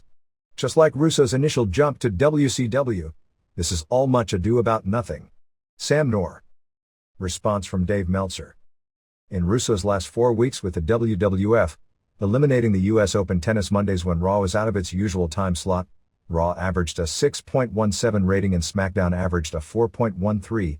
Over the 4 weeks between March 2nd and March 27th, Raw averaged 6.45 rating and SmackDown averaged a 4.80. It is fair to bring up that with the elimination of Nitro's third hour and football season ending, Raw's Monday increase should have very close to that much. SmackDown also no longer has head-to-head competition from Thunder, but comparing when Thunder was preempted and how it affected ratings, the increase is considerably more than can be attributed to factoring Thunder out. But the blanket statement that the ratings haven't gone up since he left is untrue. Beyond the mat. Before I start the point of this letter, I want to point out an erroneous statement made by you. You wrote in The Observer that Hulk Hogan was the WWF performer that carried the company by himself, whereas the current boom with Steve Austin and Rock as the top stars is more of a team effort. When Hogan would leave, business would drop, as opposed to when Austin left, business didn't miss a beat. That's true, but in the beginning of the WWF comeback, Austin was the sole reason for it. Unlike Hogan, Austin was a professional and helped others build around him. Anyway, the movie was incredible. Barry Blaustein's tone in the beginning reminded me of Steve Allen's narration in The Unreal Story of Professional Wrestling. Unlike Allen, he was just easing the non-wrestling fans into it. The only other part I frowned on was the end when Mick Foley's family is screaming tears at ringside. He started playing Stand By Me and showing him playing with his kids. That was unnecessary because I was crying at that point already, and it just came off as a cheap overdramatization, which Paul J. was a lot more guilty of. If you let the story do its own work, the reaction of the viewer will come. Just don't tell them what they should be feeling, and why, during the course of the scene. It was still the best scene in the movie. The rest was all good. Jake Roberts stole the show. Very open and aware of why he's where he is, yet he's still there. People might think that the more intelligent you are, the easier it is to kick addiction. Not true. In fact, it's more difficult. You're more insightful into yourself and how you got there, and that weight is heavier. The impact of immensity of your everyday life is more frightening, and the end result is always the same. You come down and have you see the rest of your life as an infinite highway of shame, self-loathing and pain. Robert Downey Jr. said at any given time, he was 45 minutes away from relapsing, because that's how long it took him to score. You can never be cured. You can only be sober today. The first ECW pay-per-view show was their zenith. Regardless of getting on TNN, that show was also the beginning of their descent. ECW at the time was fresh, had good characters and good storylines. Terry Funk is the man. To me, Funk retiring isn't a big deal. What's a big deal is seeing a good man with character leaving wrestling, and like Foley, us praying we can see the day when you can't count those types gone. Of course, Foley's life story was best told by Foley. But I enjoyed seeing his family, father and lifestyle. It sort of gave a picture of the people he wrote about. Ever knowing what was going to happen at the end, and the build for that moment, I could feel a cry coming on. I must be getting soft, so I guess I need to watch more ECW. I applaud Blaustein for showing Foley the type. This was the 12th best film of 1999, and Vince McMahon won't push it because the audience isn't left with a good feeling. Good God, I'm a movie buff, and if you leave a theater with any feeling nowadays, it's a hell of an accomplishment. The last time I felt like this was when I saw Braveheart. Vince could have added points to his stock if he didn't want to pretend this movie was never made. He totally dropped the ball. The movie is the biggest opportunity pro wrestling has had to gain mainstream respectability since the 50s. Mainstream respect equals money. Rob Smith. Sarasota, Florida. I saw Beyond the Mat in the only movie house showing it in San Francisco. There were about 35 to 40 people there for the 11 p.m. show, 90% being guys between the ages of 16 and 30. I sat next to some guys who were obviously there to see the big names and didn't anticipate seeing any real-life stories. One idiot laughed at Roland Alexander when he swelled up with tears talking about Michael Modest. Never mind that it was clear Alexander has put his heart and soul into the product and he's trying his damnedest to help his guys establish their dreams. But to the audience, Roland Alexander was a fool. The audience winced at Mick Foley's gash, but disturbingly laughed out loud every time they showed Colette Foley crying and hugging her children during the chair shot sequence. There was also a buzz of excitement when the Jake Roberts segment started, since obviously, nobody had a clue where that was going. They were dead silent by the time it was over. I've come to the conclusion that no matter how many wrestling fans are out there now, the majority of them have little or no respect for the sacrifices the wrestlers make to entertain people. It's easy for them to sit in their chairs and have guys like Foley get their brains bashed in, and not care at all about the personal ramifications to the guy. These wrestlers are destroying their bodies nightly, and granted, it really is a strange and unique subculture, but the fans don't seem to care about a Michael Modest or a Tony Jones. They want instant selfish gratification from established stars, and whatever it takes to give them that indulgence is the only thing they are interested in. Darren Chan, San Francisco, California. Is it a risk they should have taken? That's not for me to decide, it's for them to decide. Or if they're gonna do it on an ECW show, then it's for the boss to decide. Joel Gertner, Wrestling Observer Live. I was shocked that Gertner had the courage to mention the boss, particularly since Paul Heyman has run from taking responsibility for that bump the same way he's run from responsibility for all the other bumps. The idea that Heyman cares about his workers is a sick joke. Heyman is no better than a pimp who allows his whores to work without condoms so that they can earn more money for him. Someone is going to die. Clearly everything short of that happening has had no impact on Heyman's philosophy. In fact, Joey Styles' comments about Vic Grimes and the scaffolding during the Dreamer vs. Grimes match showed that not only are Heyman and his henchmen courting injury and death, they are teasing it to try and improve their ratings. Frank Jewett. Whether it's the clash of titans in the ring or the drama that unfolds outside it, we're here to break it down, match by match, feud by feud. Remember, in the world of wrestling, every day is a battle, and every victory is a story waiting to be told. Until next time, keep the passion alive, and never stop wrestling with the possibilities. This is the Pro Wrestle Machine,